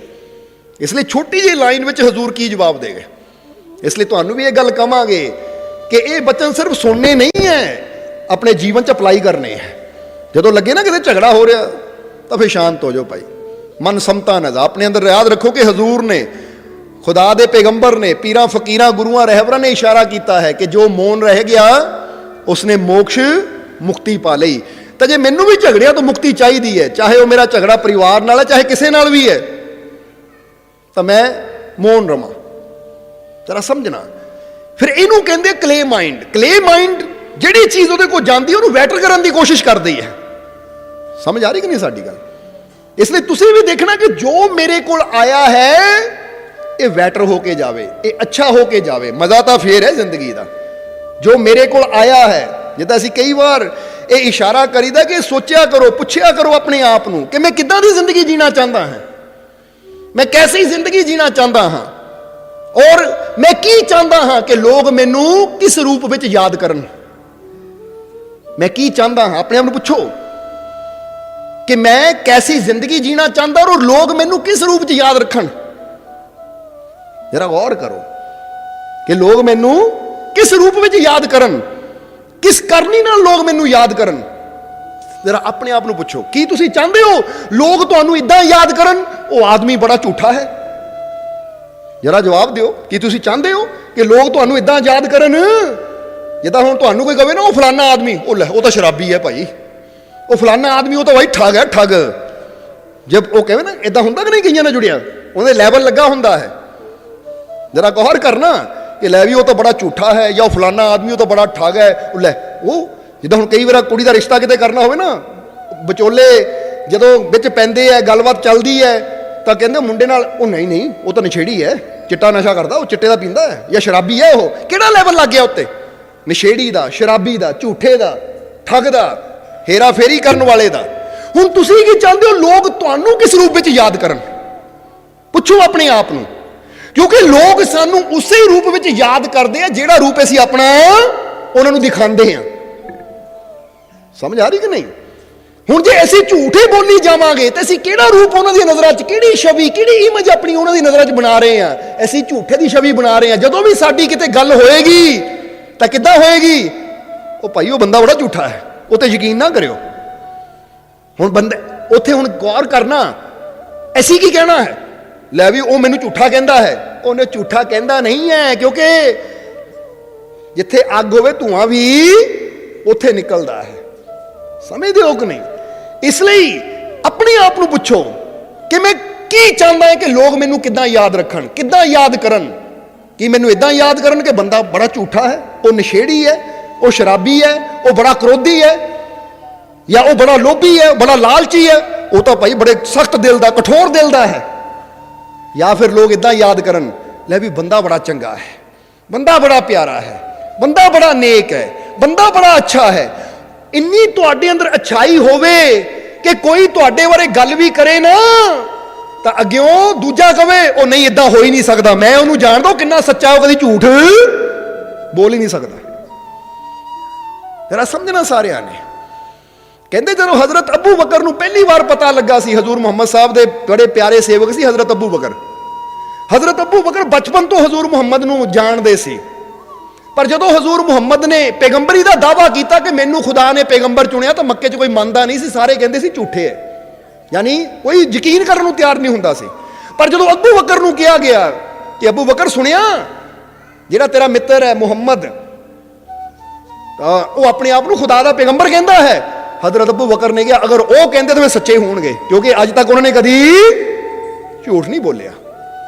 ਜਰਾ ਸਮਝਣਾ, ਕਿਉਂਕਿ ਇੰਨਾ ਯਕੀਨ ਸੀ ਕਿ ਉਹਨਾਂ ਦੀ ਬਾਣੀ ਤੇ, ਉਹਨਾਂ ਦੇ ਵਚਨਾਂ ਤੇ ਕਿ ਸਭ ਕੁਝ ਹੋ ਸਕਦਾ ਹੈ। ਪਰ ਮੇਰੇ ਦੋਸਤ ਹਜ਼ੂਰ ਮੁਹੰਮਦ ਕਦੀ ਝੂਠ ਨਹੀਂ ਬੋਲੇ, ਇਸ ਲਈ ਜੇ ਉਹਨਾਂ ਨੇ ਪੈਗੰਬਰ ਕਿਹਾ ਤਾਂ ਮੈਂ ਉਹਨਾਂ ਨੂੰ ਪੈਗੰਬਰ ਮੰਨਦਾ ਹਾਂ। ਕਹਿੰਦੇ ਆਦਮੀਆਂ ਚੋਂ ਸਭ ਤੋਂ ਪਹਿਲਾਂ ਈਮਾਨ ਲਿਆਉਣ ਵਾਲੇ ਹਜ਼ਰਤ ਅਬੂ ਬਕਰ ਸੀ। ਯਾਨੀ ਕਹਿਣ ਦਾ ਮਤਲਬ ਕਿ ਮਿਸਾਲ ਦਿੱਤੀ ਹੈ ਕਿ ਤੁਹਾਡਾ ਕਿਰਦਾਰ ਇਦਾਂ ਦਾ ਹੋਣਾ ਚਾਹੀਦਾ ਕਿ ਲੋਕ ਦੂਜੇ ਨੂੰ ਝੂਠਾ ਕਹਿ ਦੇਣ ਜਿਹੜਾ ਤੁਹਾਡੇ ਬਾਰੇ ਗੱਲ ਕਰੇ, ਪਰ ਤੁਹਾਡੇ ਤੇ ਇੰਨਾ ਬਲੀਵ ਹੋਣਾ ਚਾਹੀਦਾ ਕਿ ਲੈ ਬਈ ਮੈਂ ਉਹਨੂੰ ਜਾਣਦਾ ਹਾਂ, ਉਹਦਾ ਕਿਰਦਾਰ ਐਸਾ ਹੈ ਕਿ ਉਹ ਇਹ ਕੰਮ ਕਰ ਹੀ ਨਹੀਂ ਸਕਦਾ। ਸਮਝ ਆ ਰਹੀ ਸਾਡੀ ਗੱਲ? ਔਰ ਇਹ ਬਣਾਉਣਾ ਕਿਹਦੇ ਹੱਥ 'ਚ ਹੈ? ਇਸ ਲਈ ਤਾਂ ਹੀ ਕਿ ਆਪਣੇ ਆਪ ਨੂੰ ਪੁੱਛੋ, ਕਿਉਂਕਿ ਛੋਟੀ ਛੋਟੀਆਂ ਚੀਜ਼ਾਂ ਹੈ ਜਿਹੜੀਆਂ ਸਾਡੇ ਜੀਵਨ 'ਚ ਬਦਲਾਵ ਲਿਆ ਸਕਦੀਆਂ ਹੈ। ਔਰ ਅਸੀਂ ਹਮੇਸ਼ਾ ਕਹੀਦਾ ਹੈ ਕਿ ਸਾਡੀ ਪੂਰੀ ਕੋਸ਼ਿਸ਼ ਹੁੰਦੀ ਹੈ ਕਿ ਤੁਹਾਡੇ ਜੀਵਨ 'ਚ ਬਦਲਾਵ ਲਿਆਈਏ ਤਾਂ ਕਿ ਤੁਸੀਂ ਕੱਲ ਨਾਲੋਂ ਜ਼ਿਆਦਾ ਬਿਹਤਰ ਬਣ ਸਕੋ, ਬੈਸਟ ਬਣ ਸਕੋ। ਕਿਉਂਕਿ ਜ਼ਿੰਦਗੀ 'ਚ ਉਹੀ ਬੰਦਾ ਕਾਮਯਾਬ ਹੁੰਦਾ ਜਿਹੜਾ ਹਰ ਪਲ ਅੱਗੇ ਵੱਧਦਾ ਹੈ। ਸਮਾਂ ਵੀ ਅੱਗੇ ਵੱਧ ਰਿਹਾ ਨਾ, ਤਾਂ ਸਮੇਂ ਦੇ ਨਾਲ ਨਾਲ ਜਿਹੜਾ ਅੱਗੇ ਆਪਣੇ ਆਪ ਨੂੰ ਵਧਾਉਂਦਾ ਹੈ, ਨਵੀਂ ਸਮਝ ਸਿੱਖਦਾ ਹੈ, ਨਵਾਂ ਗਿਆਨ ਸਿੱਖਦਾ ਹੈ, ਆਪਣੇ ਗੁਣਾਂ ਦੇ ਅੰਦਰ ਜਿਹੜਾ ਬੜੋਤਰੀ ਕਰਦਾ ਹੈ, ਜੀਵਨ 'ਚ ਕਾਮਯਾਬ ਵੀ ਉਹੀ ਹੁੰਦਾ ਹੈ। ਤਾਂ ਜਿਹੜਾ ਉੱਥੇ ਉਸੇ ਲੈਵਲ ਤੇ ਬੈਠਾ ਰਹਿੰਦਾ ਹੈ ਕਿ ਠੀਕ ਹੈ ਮੈਂ ਇੰਨਾ ਕੁ ਸਿੱਖ ਲਿਆ, ਬਹੁਤ ਹੈ ਮੇਰੇ ਵਾਸਤੇ, ਤਾਂ ਉਹ ਕਦੀ ਅੱਗੇ ਨਹੀਂ ਵੱਧ ਸਕਦਾ। ਇਸ ਲਈ ਜੇ ਤੁਸੀਂ ਆਪਣੇ ਜੀਵਨ ਦੇ ਅੰਦਰ ਬਦਲਾਵ ਲਿਆਣਾ ਤਾਂ ਪੁੱਛੋ ਕਿ ਲੋਕ ਮੈਨੂੰ ਕਿੱਦਾਂ ਯਾਦ ਕਰਨ, ਮੈਂ ਕੀ ਚਾਹੁੰਦਾ ਕਿ ਲੋਕ ਮੈਨੂੰ ਕਿੱਦਾਂ ਯਾਦ ਰੱਖਣ। ਬੋਲੋ, ਇਹ ਚਾਹੁੰਦੇ ਹੋ ਕਿ ਲੋਕ ਮੈਨੂੰ ਇਦਾਂ ਯਾਦ ਰੱਖਣ, ਉਹ ਆਦਮੀ ਬੜਾ ਅੱਛਾ ਹੈ, ਉਹ ਆਦਮੀ ਬੜਾ ਪਿਆਰਾ ਹੈ, ਉਹ ਆਦਮੀ ਬੜਾ ਸੱਚਾ ਹੈ, ਉਹ ਆਦਮੀ ਬੜਾ ਨੇਕ ਹੈ, ਉਹ ਆਦਮੀ ਹਮੇਸ਼ਾ ਖੁਸ਼ ਰਹਿਣ ਵਾਲਾ ਹੈ, ਚਾਹੁੰਦੇ ਹੋ? ਤਾਂ ਫਿਰ ਉਹਦੇ ਵਾਸਤੇ ਕਰਨਾ ਕੀ ਪਏਗਾ ਤੁਹਾਨੂੰ? ਹੁਣ ਇਹ ਤਾਂ ਕਦੀ ਹੋ ਨਹੀਂ ਸਕਦਾ ਕਿ ਤੁਸੀਂ ਝੂਠ ਬੋਲੋ ਤਾਂ ਲੋਕ ਤੁਹਾਨੂੰ ਕਹਿਣ ਉਹ ਆਦਮੀ ਬੜਾ ਸੱਚਾ ਹੈ। ਹੁਣ ਆਪਣੀ ਸੱਚੀ ਛਵੀ ਬਣਾਉਣ ਵਾਸਤੇ ਸਾਨੂੰ ਸੱਚ ਦੇ ਮਾਰਗ ਤੇ ਚੱਲਣਾ ਪੈਣਾ ਹੈ। ਆਪਣੀ ਅੱਛੀ ਛਵੀ ਬਣਾਉਣ ਵਾਸਤੇ ਸਾਨੂੰ ਅੱਛਾਈ ਦੇ ਮਾਰਗ ਤੇ ਚੱਲਣਾ ਪੈਣਾ ਹੈ। ਆਪਣੀ ਨੇਕ ਛਵੀ ਬਣਾਉਣ ਵਾਸਤੇ ਸਾਨੂੰ ਨੇਕੀ ਦੇ ਮਾਰਗ ਤੇ ਚੱਲਣਾ ਪੈਣਾ ਹੈ। ਆਪਣੀ ਪ੍ਰੇਮੀਆਂ ਵਾਲੀ ਛਵੀ ਬਣਾਉਣ ਵਾਸਤੇ ਸਾਨੂੰ ਸਭ ਨਾਲ ਪ੍ਰੇਮ ਕਰਨਾ ਪੈਣਾ, ਤਾਂ ਕਿ ਕੋਈ ਕਵੇ ਕਿ ਭਾਈ ਉਹ ਬੰਦਾ ਤਾਂ ਸਭ ਨਾਲ ਹੀ ਪਿਆਰ ਕਰਦਾ ਹੈ, ਬੜਾ ਪਿਆਰਾ ਬੰਦਾ ਹੈ, ਉਹ ਬੜਾ ਪਿਆਰਾ ਇਨਸਾਨ ਹੈ, ਉਹ ਕਿਸੇ ਨਾਲ ਨਫ਼ਰਤ ਨਹੀਂ ਕਰਦਾ, ਉਹ ਕਿਸੇ ਨਾਲ ਬੈਰ ਨਹੀਂ ਰੱਖਦਾ। ਇਸ ਲਈ ਕੋਸ਼ਿਸ਼ ਕਰੋ ਕਿ ਜਾਣਾ ਤਾਂ ਇੱਕ ਦਿਨ ਮੈਂ ਦੁਨੀਆ ਤੋਂ ਹੈ ਹੀ, ਕਿ ਜਦੋਂ ਜਾਵਾਂ ਉਦੋਂ ਵੀ ਦੁਨੀਆ ਮੈਨੂੰ ਅੱਛੀਆਂ ਯਾਦਾਂ ਨਾਲ ਯਾਦ ਕਰੇ। ਤਾਂ ਜਿੰਨਾ ਚਿਰ ਮੈਂ ਦੁਨੀਆ ਤੇ ਰਵਾਂ, ਜਦ ਵੀ ਕਿਤੇ ਮੇਰੀ ਗੱਲ ਚੱਲੇ ਤਾਂ ਅੱਛਾਈ ਦੇ ਨਾਲ ਗੱਲ ਚੱਲੇ, ਮੇਰੀ ਕਿਸੇ ਖੂਬੀ ਦੇ ਨਾਲ ਗੱਲ ਚੱਲੇ, ਮੇਰੇ ਕਿਸੇ ਗੁਣ ਦੇ ਨਾਲ ਗੱਲ ਚੱਲੇ, ਨਾ ਕਿ ਮੇਰੇ ਕਿਸੇ ਅਵਗੁਣ ਦੇ ਨਾਲ। ਕਿਉਂਕਿ ਜੇ ਤੁਹਾਨੂੰ ਅਵਗੁਣਾਂ ਨਾਲ ਯਾਦ ਕੀਤਾ ਜਾਂਦਾ ਤਾਂ ਤੁਸੀਂ ਜ਼ਿੰਦਗੀ ਅਸਫਲ ਜੀ ਕੇ ਗਏ ਹੋ। ਇਹ ਗੱਲ ਯਾਦ ਰੱਖਣਾ। ਪਤਾ ਕਿੱਦਾਂ ਲੱਗੇਗਾ ਤੁਹਾਡੀ ਜੀਵਨ ਸਫਲਤਾ ਵੱਲ ਜਾ ਰਿਹਾ ਹੈ ਜਾਂ ਅਸਫਲਤਾ ਵੱਲ ਜਾ ਰਿਹਾ ਹੈ?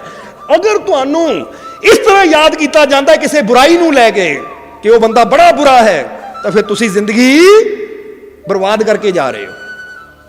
ਔਰ ਅਗਰ ਤੁਹਾਨੂੰ ਇਦਾਂ ਯਾਦ ਕੀਤਾ ਜਾਂਦਾ ਹੈ ਤੁਹਾਡੀ ਅੱਛਾਈ ਨੂੰ ਲੈ ਕੇ, ਤੁਹਾਡੇ ਗੁਣਾਂ ਨੂੰ ਲੈ ਕੇ, ਤਾਂ ਸਮਝ ਲਓ ਤੁਸੀਂ ਜੀਵਨ 'ਚ ਕੁਝ ਐਸਾ ਕੀਤਾ ਹੈ ਕਿ ਤੁਹਾਡੇ ਗੁਣਾਂ ਦਾ ਦੂਜਿਆਂ ਤੇ ਪ੍ਰਭਾਵ ਪਿਆ ਹੈ, ਦੂਜੇ ਵੀ ਉਹ ਤੋਂ ਲਾਭ ਲੈ ਰਹੇ ਹੈ। ਸਮਝਦੇ ਹੋ ਕਿ ਨਹੀਂ? ਇਸ ਲਈ ਅੱਜ ਤੋਂ ਇਹ ਪੁਆਇੰਟ ਹਮੇਸ਼ਾ ਆਪਣੇ ਦਿਮਾਗ 'ਚ ਰੱਖਣਾ ਹੈ। ਕਿਸੇ ਨਾਲ ਵੀ ਬਿਹੇਵ ਕਰਨਾ ਹੈ। ਫਰਜ਼ ਕਰੋ ਤੁਸੀਂ ਰੋਡ ਤੇ ਜਾ ਰਹੇ ਹੋ, ਕਿਸੇ ਆਦਮੀ ਨੂੰ ਪਹਿਲੀ ਵਾਰ ਮਿਲ ਰਹੇ ਹੋ, ਮਾੜੀ ਮੋਟੀ ਕੋਈ ਅਣਬਣ ਹੋ ਗਈ, ਤਾਂ ਤੁਸੀਂ ਇਹ ਸੋਚਣਾ ਹੈ ਭਾਈ ਇਹਨੂੰ ਪਹਿਲੀ ਵਾਰ ਮਿਲ ਰਿਹਾ ਤਾਂ ਮੈਂ ਕੀ ਚਾਹੁੰਦਾ, ਮੈਨੂੰ ਕਿਹੜੇ ਰੂਪ 'ਚ ਯਾਦ ਰੱਖੇ। ਮੈਂ ਇਹਦੇ ਨਾਲ ਇਦਾਂ ਦਾ ਬਿਹੇਵ ਵੀ ਕਰ ਸਕਦਾ ਹਾਂ ਕਿ ਇਹ ਮੈਨੂੰ ਅੱਛੇ ਆਦਮੀ ਦੇ ਰੂਪ 'ਚ ਯਾਦ ਰੱਖੇ, ਔਰ ਮੈਂ ਇਦਾਂ ਦਾ ਬਿਹੇਵ ਵੀ ਕਰ ਸਕਦਾ ਕਿ ਇਹ ਮੈਨੂੰ ਬੁਰੇ ਆਦਮੀ ਦੇ ਰੂਪ 'ਚ ਯਾਦ ਰੱਖੇ ਕਿ ਫਲਾਨਾ ਬੰਦਾ ਮਿਲਿਆ ਸੀ, ਬੜਾ ਬੁਰਾ ਮਿਲਿਆ, ਬੜਾ ਕ੍ਰੋਧੀ ਮਿਲਿਆ, ਬੜਾ ਗਾਲੀ ਗਲੋਚ ਕਰਨ ਵਾਲਾ ਮਿਲਿਆ। ਜਾਂ ਫਿਰ ਇਦਾਂ ਵੀ ਹੋ ਸਕਦਾ ਕਿ ਫਲਾਨਾ ਮਿਲਿਆ ਸੀ, ਬੜਾ ਪਿਆਰਾ ਮਿਲਿਆ, ਬੜਾ ਸਮਾਈਲ ਕਰਨ ਵਾਲਾ, ਬੜਾ ਹੱਸਣ ਵਾਲਾ ਮਿਲਿਆ, ਮੇਰੇ ਤੋਂ ਆਹ ਕੰਮ ਹੋ ਗਿਆ ਸੀ। ਫਰਜ਼ ਕਰੋ ਕਿਤੇ ਮਾੜੀ ਮੋਟੀ ਗੱਡੀ ਵੀ ਲੱਗ ਜਾਂਦੀ ਹੈ, ਕੁਝ ਵੀ ਹੋ ਜਾਂਦਾ ਹੈ, ਤਾਂ ਹੁਣ ਜੋ ਹੋਣਾ ਸੀ ਨੁਕਸਾਨ ਤਾਂ ਹੋ ਗਿਆ। ਹੁਣ ਗੱਡੀ ਤਾਂ ਠੀਕ ਨਹੀਂ ਹੋਣੀ, ਪਰ ਕਮ ਸੇ ਕਮ ਆਪਣੀ ਛਾਪ ਤਾਂ ਇਦਾਂ ਦੀ ਛੱਡ ਦਿਓ ਉਹਦੇ ਦਿਲ ਤੇ ਕਿ ਉਹ ਕਵੇ ਕਿ ਭਾਈ ਨੁਕਸਾਨ ਬੇਸ਼ੱਕ ਹੋ ਗਿਆ ਪਰ ਬੰਦਾ ਬੜਾ ਚੰਗਾ ਸੀ। ਸਮਝ ਆ ਰਹੀ ਕਿ ਨਹੀਂ?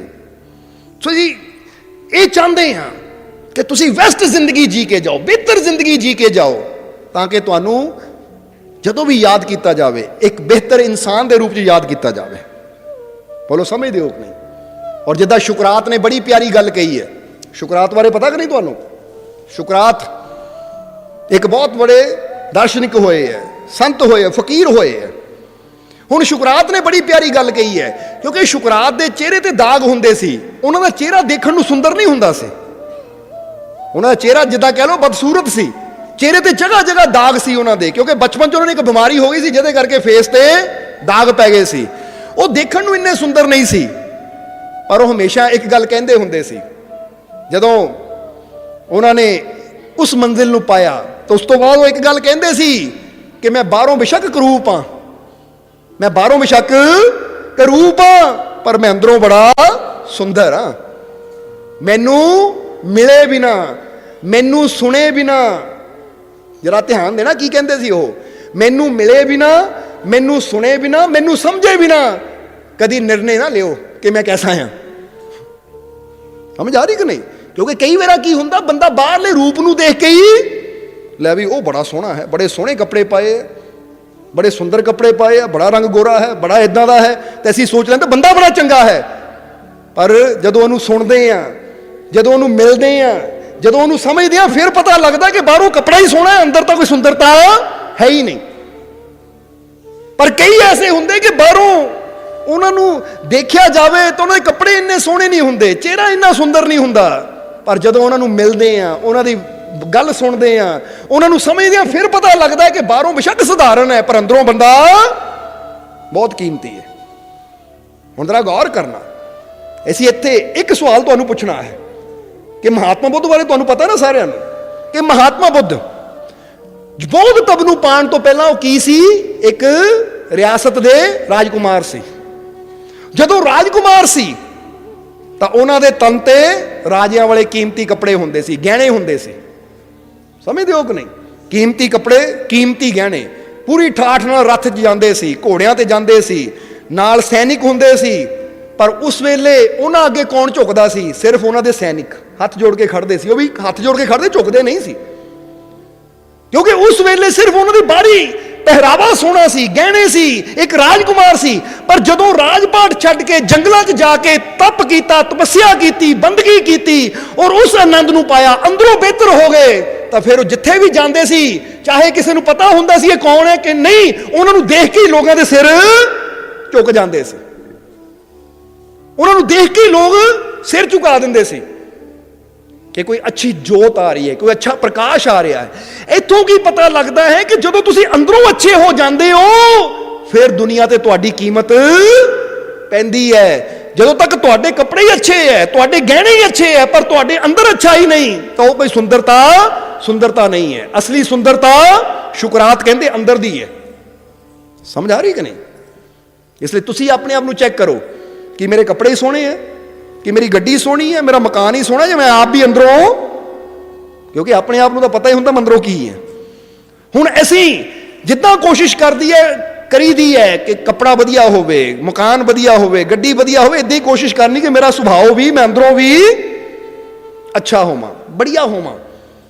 ਕਿਉਂਕਿ ਇੱਕ ਗੱਲ ਹਮੇਸ਼ਾ ਯਾਦ ਰੱਖਣਾ ਕਿ ਬਾਹਰਲੀ ਸੁੰਦਰਤਾ ਥੋੜੀ ਦੇਰ ਵਾਸਤੇ ਸਿਰਫ ਇਨਸਾਨ ਨੂੰ ਆਕਰਸ਼ਿਤ ਕਰਦੀ ਹੈ, ਪਰ ਜਦੋਂ ਤੁਸੀਂ ਅੰਦਰੋਂ ਸੋਹਣੇ ਹੋ ਜਾਂਦੇ ਹੋ ਨਾ, ਤਾਂ ਉਹ ਸੁੰਦਰਤਾ ਪਰਮਾਤਮਾ ਨੂੰ ਆਪਣੀ ਤਰਫ ਖਿੱਚਦੀ ਹੈ। ਔਰ ਜਦ ਤੱਕ ਦੁਨੀਆ ਰਹਿੰਦੀ ਹੈ, ਤੁਹਾਡਾ ਨਾਮ ਵੀ ਦੁਨੀਆ ਤੇ ਰਹਿੰਦਾ ਹੈ, ਜੇ ਤੁਸੀਂ ਅੰਦਰੋਂ ਅੱਛੇ ਹੋ। ਸਮਝਦੇ ਹੋ ਕਿ ਨਹੀਂ? ਨਹੀਂ ਤਾਂ ਇੱਥੇ ਬਾਹਰਲੀ ਸੁੰਦਰਤਾ ਔਰ ਅੰਦਰ ਦੀ ਸੁੰਦਰਤਾ ਦੀ ਗੱਲ ਕਰੀਏ ਥੋੜੀ ਜਿਹੀ, ਕਿ ਹੁਣ ਫਰਜ਼ ਕਰੋ ਇੱਕ ਬਹੁਤ ਸੁੰਦਰ ਹੀਰੋਇਨ ਜਾਂ ਹੀਰੋ ਸੀ, ਮਾਡਲ ਸੀ ਕੋਈ ਬਹੁਤ ਸੁੰਦਰ, ਸਮਝਦੇ ਹੋ ਕਿ ਨਹੀਂ, 60 ਦੇ ਦਸ਼ਕ 'ਚ 70 ਦੇ ਦਸ਼ਕ 'ਚ, ਅੱਜ ਕਿੰਨਾ ਕੁ ਉਹਨੂੰ ਲੋਕ ਯਾਦ ਕਰਦੇ ਆ। ਪਰ ਬੁੱਲੇ ਸ਼ਾਹ ਨੂੰ ਜਾਣਦੇ ਹੋ ਤੁਸੀਂ? ਜਾਣਦੇ ਹੋ ਕਿ ਨਹੀਂ? ਮੀਰਾ ਬਾਈ ਨੂੰ ਜਾਣਦੇ ਹੋ ਕਿ ਨਹੀਂ? ਨਾਮ ਸੁਣਿਆ ਕਿ ਨਹੀਂ ਮੀਰਾ ਬਾਈ ਦਾ? ਬੁੱਲੇ ਸ਼ਾਹ ਦਾ ਨਾਮ ਸੁਣਿਆ, ਮੀਰਾ ਬਾਈ ਦਾ ਨਾਮ ਸੁਣਿਆ, ਸਹਿਜੋ ਬਾਈ ਦਾ ਹੁਣੇ ਸੁਣ ਲਿਆ, ਫਿਰ ਮਹਾਤਮਾ ਬੁੱਧ ਦਾ ਨਾਮ ਸੁਣਿਆ ਹੈ, ਫਿਰ ਹੋਰ ਕਿੰਨੇ, ਅਮੀਰ ਖੁਸਰੋ ਦਾ ਨਾਮ ਸੁਣਿਆ ਹੈ, ਸ਼ੁਕਰਾਤ ਦਾ ਨਾਮ ਸੁਣਿਆ ਹੈ, ਸੁਣਿਆ ਕਿ ਨਹੀਂ? ਅਰਸਤੂ ਦਾ ਨਾਮ ਸੁਣਿਆ ਹੈ।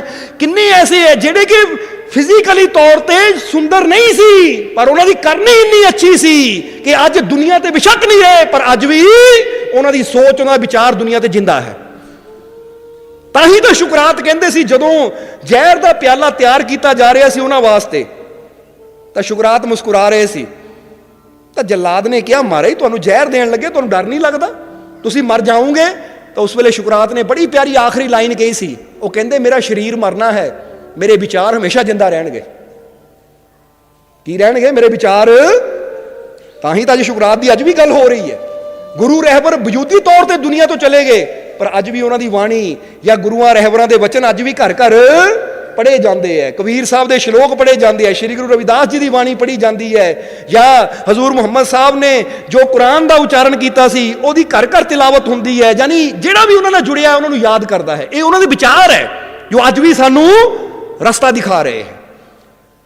ਅੱਜ ਬੰਦਾ ਕੀ ਕਰਦਾ ਹੈ? ਸਰੀਰ ਤੇ ਜ਼ੋਰ ਲਾਈ ਜਾਂਦਾ ਹੈ ਕਿ ਸਰੀਰ ਨੂੰ ਮੈਂ ਅੱਛੇ ਕੱਪੜੇ ਦੇ ਦੇਵਾਂ, ਅੱਛਾ ਭੋਜਨ ਦੇ ਦੇਵਾਂ, ਇਹ ਤਾਂ ਅੱਜ ਹੈ, ਕੱਲ ਨੂੰ ਨਹੀਂ ਹੋਣਾ। ਆਪਣੇ ਵਿਚਾਰਾਂ ਤੇ ਕਿਉਂ ਨਹੀਂ ਜ਼ੋਰ ਲਾਉਂਦੇ ਕਿ ਆਪਣੇ ਵਿਚਾਰ ਅੱਛੇ ਕਰਾਂ ਮੈਂ, ਤਾਂ ਕਿ ਜਦ ਤੱਕ ਇਹ ਦੁਨੀਆ ਰਵੇ ਮੇਰੇ ਵਿਚਾਰਾਂ ਨੂੰ ਵੀ ਯਾਦ ਕੀਤਾ ਜਾਵੇ।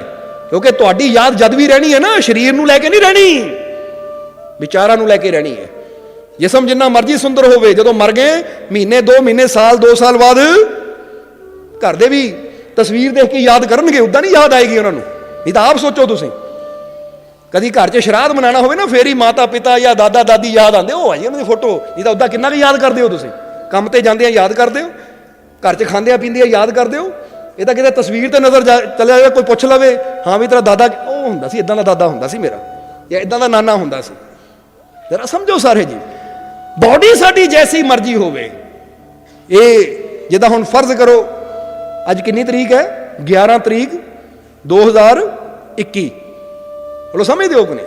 ਹੁਣ ਤੁਸੀਂ ਜਿੰਨੇ ਬੈਠੇ ਹੋ, ਫਰਜ਼ ਕਰੋ ਇੱਕ ਸਨ ਆਇਆ ਸੀ, ਹੁਣ ਉਦਾਹਰਨ ਲੈ ਲਈਏ 1821, ਉਦੋਂ ਸੀਗੇ ਦੁਨੀਆ ਦੇ ਤੁਸੀਂ 1821 ਚ, ਸਮਝਦੇ ਹੋ ਕਿ ਨਹੀਂ? ਯਾਨੀ 200 ਸਾਲ ਪਹਿਲਾਂ ਦੀ ਗੱਲ ਕਰ ਰਹੇ ਹਾਂ ਅਸੀਂ, ਜਦੋਂ 1821, ਪਰ ਸਨ ਤਾਂ ਸੀ ਨਾ 1821, ਸੀਗਾ ਕਿ ਨਹੀਂ? ਜਾਂ ਸੀਗਾ ਹੀ ਨਹੀਂ? ਹੁਣ ਉਦੋਂ ਸਨ ਸੀ 1821, ਫਿਰ 1921 ਆਇਆ, ਪਰ ਐਸੀ ਸਾਰੇ ਉਸ ਵੇਲੇ ਨਹੀਂ ਸੀ। ਅੱਜ 2021 ਚੱਲ ਰਿਹਾ ਤੇ ਅਸੀਂ ਸਾਰੇ ਬੈਠੇ ਹਾਂ। ਆਉਣ ਵਾਲੇ ਸਮੇਂ 'ਚ 2121 ਆਣਾ ਹੈ, ਤਾਂ ਫਿਰ ਵੀ ਕਿਸੇ ਨੇ ਨਹੀਂ ਹੋਣਾ। 100 ਸਾਲ ਬਾਅਦ ਵੀ ਕਿਸੇ ਨੇ ਨਹੀਂ ਹੋਣਾ, ਕੋਈ ਵਿਰਲਾ ਜਿਹੜਾ ਆਪਣੀ ਕੇਅਰ ਕਰੇਗਾ, ਹੋ ਸਕਦਾ ਹੋਵੇ, ਨਹੀਂ ਤਾਂ ਸਾਰਿਆਂ ਨੇ ਨਹੀਂ ਹੋਣਾ। ਇਹਦਾ ਮਤਲਬ ਕਿ ਇੱਕ ਟਾਈਮ ਆਉਂਦਾ ਜਦੋਂ ਸਾਡਾ ਸਰੀਰ ਨਹੀਂ ਸੀ, ਉਹ ਆਉਂਦਾ ਹੈ, ਔਰ ਇੱਕ ਟਾਈਮ ਆਣਾ ਜਦੋਂ ਉਹਨਾਂ ਫਿਰ ਨਹੀਂ ਹੋ ਜਾਣਾ ਹੈ, ਚਲੇ ਜਾਣਾ ਹੈ। ਪਰ ਰਹਿੰਦਾ ਕੀ ਹੈ? ਜ਼ਰਾ ਗੌਰ ਕਰੋ। ਅੱਜ ਅਗਰ ਤੁਸੀਂ ਸਿਰਫ ਜ਼ਿੰਦਗੀ ਜੀ ਕੇ ਜਾਂਦੇ ਹੋ, ਤਾਂ ਜਦੋਂ ਹੀ ਤੁਸੀਂ ਗਏ ਉਹ ਤੁਹਾਡੀ ਜ਼ਿੰਦਗੀ ਚਲੀ ਗਈ, ਤਾਂ ਜ਼ਿੰਦਗੀ ਨੂੰ ਭੁੱਲ ਜਾਣਾ। ਪਰ ਤੁਸੀਂ ਅਗਰ ਨੇਕ ਜੀਵਨ ਜੀ ਕੇ ਜਾਂਦੇ ਹੋ, ਅੱਛੇ ਵਿਚਾਰਾਂ ਵਾਲਾ ਜੀਵਨ ਜੀ ਕੇ ਜਾਂਦੇ ਹੋ, ਅੱਛਾਈ ਕਰਕੇ ਜਾਂਦੇ ਹੋ, ਦੂਜਿਆਂ ਦਾ ਭਲਾ ਕਰਕੇ ਜਾਂਦੇ ਹੋ, ਦੂਜਿਆਂ ਨੂੰ ਕੋਈ ਨੇਕ ਮਾਰਗ ਦਿਖਾ ਕੇ ਜਾਂਦੇ ਹੋ, ਦੂਜਿਆਂ ਦੇ ਜੀਵਨ 'ਚ ਖੁਸ਼ੀਆਂ ਭਰ ਕੇ ਜਾਂਦੇ ਹੋ, ਤਾਂ ਤੁਹਾਡਾ ਸਰੀਰ ਬੇਸ਼ੱਕ ਚਲਾ ਜਾਵੇ, ਪਰ ਤੁਹਾਡੀ ਉਹ ਕਰਨੀ ਹਮੇਸ਼ਾ ਦੁਨੀਆ ਤੇ ਯਾਦ ਰੱਖੀ ਜਾਏਗੀ। ਹੁਣ ਤੁਸੀਂ ਕੀ ਚਾਹੁੰਦੇ ਹੋ? ਦੁਨੀਆ ਤੁਹਾਨੂੰ ਕਿੱਦਾਂ ਯਾਦ ਕਰੇ? ਤਾਂ ਹੀ ਅਸੀਂ ਫੇਰ ਪੁੱਛ ਰਹੇ ਹਾਂ, ਇਹ ਸਵਾਲ ਕਰੋ ਆਪਣੇ ਆਪ ਨਾਲ ਕਿ ਕਿਤੇ ਵੀ ਮੇਰੀ ਗੱਲ ਹੋਵੇ ਤਾਂ ਕਿਸ ਰੂਪ 'ਚ ਹੋਵੇ, ਕਿ ਬਹੁਤ ਅੱਛਾ ਇਨਸਾਨ ਹੈ, ਬਹੁਤ ਪਿਆਰਾ ਇਨਸਾਨ ਹੈ, ਬਹੁਤ ਸ਼ਾਂਤ ਇਨਸਾਨ ਹੈ, ਸਭ ਨੂੰ ਮਾਫ ਕਰਨ ਵਾਲਾ ਇਨਸਾਨ ਹੈ, ਸਭ ਦੀ ਮਦਦ ਕਰਨ ਵਾਲਾ ਇਨਸਾਨ ਹੈ, ਜਾਂ ਫਿਰ ਬੜਾ ਕਠੋਰ ਹੈ, ਉਹ ਤਾਂ ਭਾਈ ਦੂਜਿਆਂ ਦੀ ਜੇਬ ਵੀ ਕੱਟ ਲੈਂਦਾ ਹੈ, ਉਹ ਤਾਂ ਦੂਜਿਆਂ ਨਾਲ ਠੱਗੀਆਂ ਕਰਦਾ ਹੈ, ਤਾਂ 420 ਬੰਦਾ ਆ, ਕਿਸੇ ਨੂੰ ਬਖਸ਼ਦਾ ਹੀ ਨਹੀਂ ਹੈ। ਸਮਝਦੇ ਹੋ ਕਿ ਨਹੀਂ? ਕਿਸ ਰੂਪ 'ਚ ਦੁਨੀਆ ਤੁਹਾਨੂੰ ਯਾਦ ਕਰੇ? ਪੁੱਛੋ ਆਪਣੇ ਆਪ ਨੂੰ। ਅਗਰ ਇਹ ਗੱਲ ਹੁਣੇ ਹੀ ਪੁੱਛ ਲਵਾਂਗੇ ਤਾਂ ਹੁਣੇ ਹੀ ਸਾਡੇ ਜੀਵਨ 'ਚ ਬਦਲਾਅ ਆਉਣਾ ਸ਼ੁਰੂ ਹੋ ਜਾਏਗਾ, ਕਿਉਂਕਿ ਕੋਈ ਨਹੀਂ ਚਾਹੁੰਦਾ ਕਿ ਦੁਨੀਆ ਮੈਨੂੰ ਬੁਰੀ ਸ਼ਖਸੀਅਤ ਦੇ ਰੂਪ 'ਚ ਯਾਦ ਕਰੇ। ਸਮਝਦੇ ਹੋ ਕਿ ਨਹੀਂ? ਹਰ ਕੋਈ ਚਾਹੁੰਦਾ ਹੈ ਕਿ ਜਿੱਥੇ ਵੀ ਮੇਰੀ ਯਾਦ ਹੋਵੇ ਮੈਂ ਅੱਛੇ ਇਨਸਾਨ ਦੇ ਰੂਪ 'ਚ ਯਾਦ ਕੀਤਾ ਜਾਵਾਂ, ਆਪਣੇ ਮਾਲਿਕ ਦੇ ਪਿਆਰੇ ਦੇ ਰੂਪ 'ਚ ਯਾਦ ਕੀਤਾ ਜਾਵਾਂ। ਹੁਣ ਅੱਜ ਜਦੋਂ ਕਹਿੰਦੇ ਬੁੱਲੇ ਸ਼ਾਹ ਆਪਣੇ ਮੁਰਸ਼ਿਦ ਨਾਲ ਕਿੰਨਾ ਪਿਆਰ ਕਰਦੇ ਸੀ, ਤਾਂ ਇਹਦੇ 'ਚ ਬੁੱਲੇ ਸ਼ਾਹ ਦੀ ਸ਼ਾਨ ਬਣਦੀ ਹੈ ਜਾਂ ਸ਼ਾਨ ਗਿਰਦੀ ਹੈ? ਜਵਾਬ ਦਿਓ ਸਾਨੂੰ। ਤਾਂ ਹੁਣ ਕੋਈ ਕਵੇ ਉਹ ਫਲਾਨਾ ਜ਼ਮੀਨ ਨਾਲ ਬੜਾ ਪਿਆਰ ਕਰਦਾ ਸੀ, ਧਨ ਨਾਲ ਬੜਾ ਪਿਆਰ ਕਰਦਾ ਸੀ, ਧਨ ਦੇ ਪਿੱਛੇ ਆਹ ਕਰ ਦਿੱਤਾ ਹੋਣਾ, ਧਨ ਦੇ ਪਿੱਛੇ ਉਹ ਕਰ ਦਿੱਤਾ ਹੋਣਾ, ਤਾਂ ਫਿਰ ਉਹਦੀ ਸ਼ਾਨ ਬਣਦੀ ਹੈ ਗਿਰਦੀ ਹੈ? ਜਵਾਬ ਦਿਓ ਸਾਨੂੰ। ਹੁਣ ਕਹਿਣ ਦਾ ਮਤਲਬ ਕੀ ਹੈ ਕਿ ਇਨਸਾਨ ਜਦੋਂ ਉਹ ਕਰਮ ਕਰਦਾ ਹੈ ਜੋ ਅੱਛਾ ਹੋਵੇ, ਤਾਂ ਫੇਰ ਹੀ ਉਹ ਕਰਮ ਨਾਲ ਜੁੜ ਕੇ ਉਹਦੀ ਇੱਜ਼ਤ ਵੱਧ ਜਾਂਦੀ ਹੈ। ਤਾਂ ਜਦੋਂ ਉਹ ਕਰਮ ਕਰਦਾ ਹੈ ਜਿਹੜਾ ਕਰਮ ਬੁਰਾ ਹੋਵੇ, ਤਾਂ ਉਹਦੇ ਨਾਲ ਜੁੜ ਕੇ ਉਹਦੀ ਇੱਜ਼ਤ ਘਟ ਜਾਂਦੀ ਹੈ। ਇਸ ਲਈ ਸਹਿਜੋ ਬਾਈ ਕਹਿੰਦੀ ਹੈ, ਹੁਣ ਆ ਜੀ ਉਹ ਸ਼ਲੋਕ ਦੀ ਤਰਫ ਸਮਝਣਾ ਜ਼ਰਾ, ਕਿ ਸਤਸੰਗ ਪ੍ਰੇਮੀ ਐਸਾ ਚਾਹੀਏ ਜੈਸੀ ਮਾਟੀ ਹੋਏ। ਹੁਣ ਅਗਲੀ ਲਾਈਨ 'ਚ ਕੀ ਕਹਿੰਦੀ ਹੈ? ਕਿਉਂ ਸਹਿਜੋ ਬਾਈ ਕਹਿੰਦੀ ਕਿ ਇਦਾਂ ਦਾ ਇਨਸਾਨ ਚਾਹੀਦਾ ਜਿੱਦਾਂ ਮਿੱਟੀ ਹੈ? ਉਹਦਾ ਕਾਰਨ ਕੀ ਹੈ ਕਿ ਸਤਸੰਗ ਪ੍ਰੇਮੀ ਐਸਾ ਚਾਹੀਏ ਜੈਸੀ ਮਾਟੀ ਹੋਏ, ਆਪਾ ਸੌਂਪੇ ਕੁम्हार ਕੋ ਤਬ ਭਲੋ ਕੁਛ ਹੋਏ। ਉਹ ਕਹਿੰਦੇ ਮਿੱਟੀ ਵਾਲਾ ਗੁਣ ਹੋਣਾ ਚਾਹੀਦਾ, ਜਿੱਦਾਂ ਮਿੱਟੀ ਹੈ ਨਾ, ਉਹ ਆਪਣੇ ਆਪ ਨੂੰ ਕੁम्हार ਦੇ ਹਵਾਲੇ ਕਰ ਦਿੰਦੀ ਹੈ। ਫਿਰ ਨਹੀਂ ਕਹਿੰਦੀ ਕਿ ਇਦਾਂ ਕਰ ਜਾਂ ਉਦਾਂ ਕਰ, ਫਿਰ ਕਹਿੰਦੀ ਹੁਣ ਜੋ ਤੂੰ ਬੈਟਰ ਕਰ ਸਕਦਾ ਨਾ, ਆਪਣੇ ਆਪ ਨੂੰ ਤੇਰੇ ਹਵਾਲੇ ਕਰ ਦਿੱਤਾ, ਹੁਣ ਜੋ ਮੇਰਾ ਬੈਸਟ ਹੋ ਸਕਦਾ ਬੈਸਟ ਬਣਾ ਦੇ। ਕਦੀ ਮਿੱਟੀ ਕਹਿੰਦੀ ਹੈ ਲੈ ਵੀ ਮੈਂ 1 ਕਿਲੋ ਮਿੱਟੀ ਆ ਤਾਂ ਮੇਰਾ ਪਿਆਲਾ ਹੀ ਬਣਨਾ ਚਾਹੀਦਾ ਹੈ, ਮੇਰੀ ਸੁਰਾਹੀ ਬਣਨੀ ਚਾਹੀਦੀ ਹੈ, ਮੇਰਾ ਘੜਾ ਹੀ ਬਣਨਾ ਚਾਹੀਦਾ, ਕੁਝ ਹੋਰ ਨਾ ਬਣੇ? ਇਦਾਂ ਕਹਿੰਦੀ ਹੈ ਮਿੱਟੀ? ਨਹੀਂ, ਉਹ ਕਹਿੰਦੀ ਲੈ ਮੈਂ ਸਮਰਪਿਤ ਕਰ ਦਿੱਤਾ, ਤੈਨੂੰ ਆਪਣੇ ਆਪ ਨੂੰ ਸਮਰਪਿਤ ਕਰ ਦਿੱਤਾ, ਹੁਣ ਤੇਰੇ ਹੱਥ 'ਚ ਹੈ, ਕਿਉਂਕਿ ਮੈਨੂੰ ਪਤਾ ਤੂੰ ਕੁम्हार ਹੈ ਔਰ ਤੇਰਾ ਕੰਮ ਹੈ ਸਧਾਰਨ ਮਿੱਟੀ ਨੂੰ ਕੀਮਤੀ ਬਣਾ ਦੇਣਾ। ਕਿਉਂਕਿ ਇੱਕ ਮਿੱਟੀ ਸਮਝ ਲਓ ਢੇਰ ਲੱਗਾ ਹੋਇਆ ਮਿੱਟੀ ਦਾ, ਕੋਈ ਉਹਦੇ ਵੱਲ ਜਾਏਗਾ ਵੀ ਨਹੀਂ, ਕੋਈ ਉਹਨੂੰ ਦੇਖੇਗਾ ਵੀ ਨਹੀਂ, ਪਰ ਉਹੀ ਮਿੱਟੀ ਕੁम्हार ਜਦੋਂ ਇੱਕ ਬਰਤਨ ਬਣਾ ਦਿੰਦਾ ਹੈ। ਅੱਜ ਕੱਲ ਤਾਂ ਚਲੋ ਮੈਟਲ ਦੇ ਬਰਤਨ ਆ ਗਏ ਐ, ਪਰ ਪਹਿਲਾ ਸਮਾਂ ਸੀ ਮਿੱਟੀ ਦੇ ਬਰਤਨ ਹੀ ਘਰ ਘਰ ਹੁੰਦੇ ਸੀ, ਕਿ ਹਰ ਜਗ੍ਹਾ ਉਹਨਾਂ ਦੀ ਵੈਲਿਊ ਹੁੰਦੀ ਸੀ, ਲੋਕ ਖਰੀਦਦੇ ਹੁੰਦੇ ਸੀ। ਘੜਾ ਮਿੱਟੀ ਦਾ, ਬਰਤਨ ਥਾਲੀਆਂ ਮਿੱਟੀ ਦੀਆਂ, ਕੋਲੀਆਂ ਮਿੱਟੀ ਦੀਆਂ, ਪਿਆਲੇ ਮਿੱਟੀ ਦੇ, ਹਰ ਪਾਸੇ ਵੈਲਿਊ ਹੁੰਦੀ ਸੀ। ਜਦੋਂ ਸਹਿਜੋ ਨੇ ਗੱਲ ਕਹੀ ਹੈ, ਜਦੋਂ ਸਹਿਜੋ ਨੇ ਇਹ ਸ਼ਲੋਕ ਉਚਾਰਨ ਕੀਤਾ ਕਿ ਭਾਈ ਇਦਾਂ ਬਣ, ਸਤਸੰਗ ਪ੍ਰੇਮੀ ਐਸਾ ਹੋਵੇ ਜਿੱਦਾਂ ਮਿੱਟੀ ਆਪਣੇ ਆਪ ਨੂੰ ਕੁम्हार ਦੇ ਹਵਾਲੇ ਕਰ ਦਿੰਦੀ ਹੈ ਔਰ ਕਹਿੰਦੀ ਹੈ ਕਿ ਲੈ ਆਪਣੇ ਆਪ ਨੂੰ ਤੇਰੇ ਸਮਰਪਿਤ ਕਰ ਦਿੱਤਾ, ਹੁਣ ਜੋ ਮੇਰਾ ਬੈਸਟ ਬਣ ਸਕਦਾ ਹੈ, ਜੋ ਮੇਰਾ ਅੱਛਾ ਬਣ ਸਕਦਾ ਹੈ, ਜਿੱਦਾਂ ਮੇਰੀ ਕੀਮਤ ਪੈ ਸਕਦੀ ਹੈ, ਹੁਣ ਉਦਾਂ ਦਾ ਬਣਾ ਦੇ ਮੈਨੂੰ।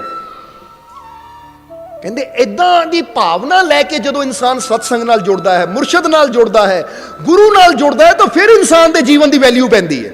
ਪਰ ਅੱਜ ਇਨਸਾਨ ਕਿੱਦਾਂ ਜੁੜਦਾ ਹੈ ਕਿ ਇਨਸਾਨ ਸਤਸੰਗ ਵਿੱਚ ਵੀ ਜਾਂਦਾ ਹੈ, ਗੁਰੂ ਨਾਲ ਵੀ ਜੁੜਦਾ ਹੈ, ਤਾਂ ਆਪਣੀ ਸੋਚ ਨੂੰ ਲੈ ਕੇ ਜੁੜਦਾ ਹੈ ਕਿ ਮੈਨੂੰ ਆਹ ਚਾਹੀਦਾ ਹੈ।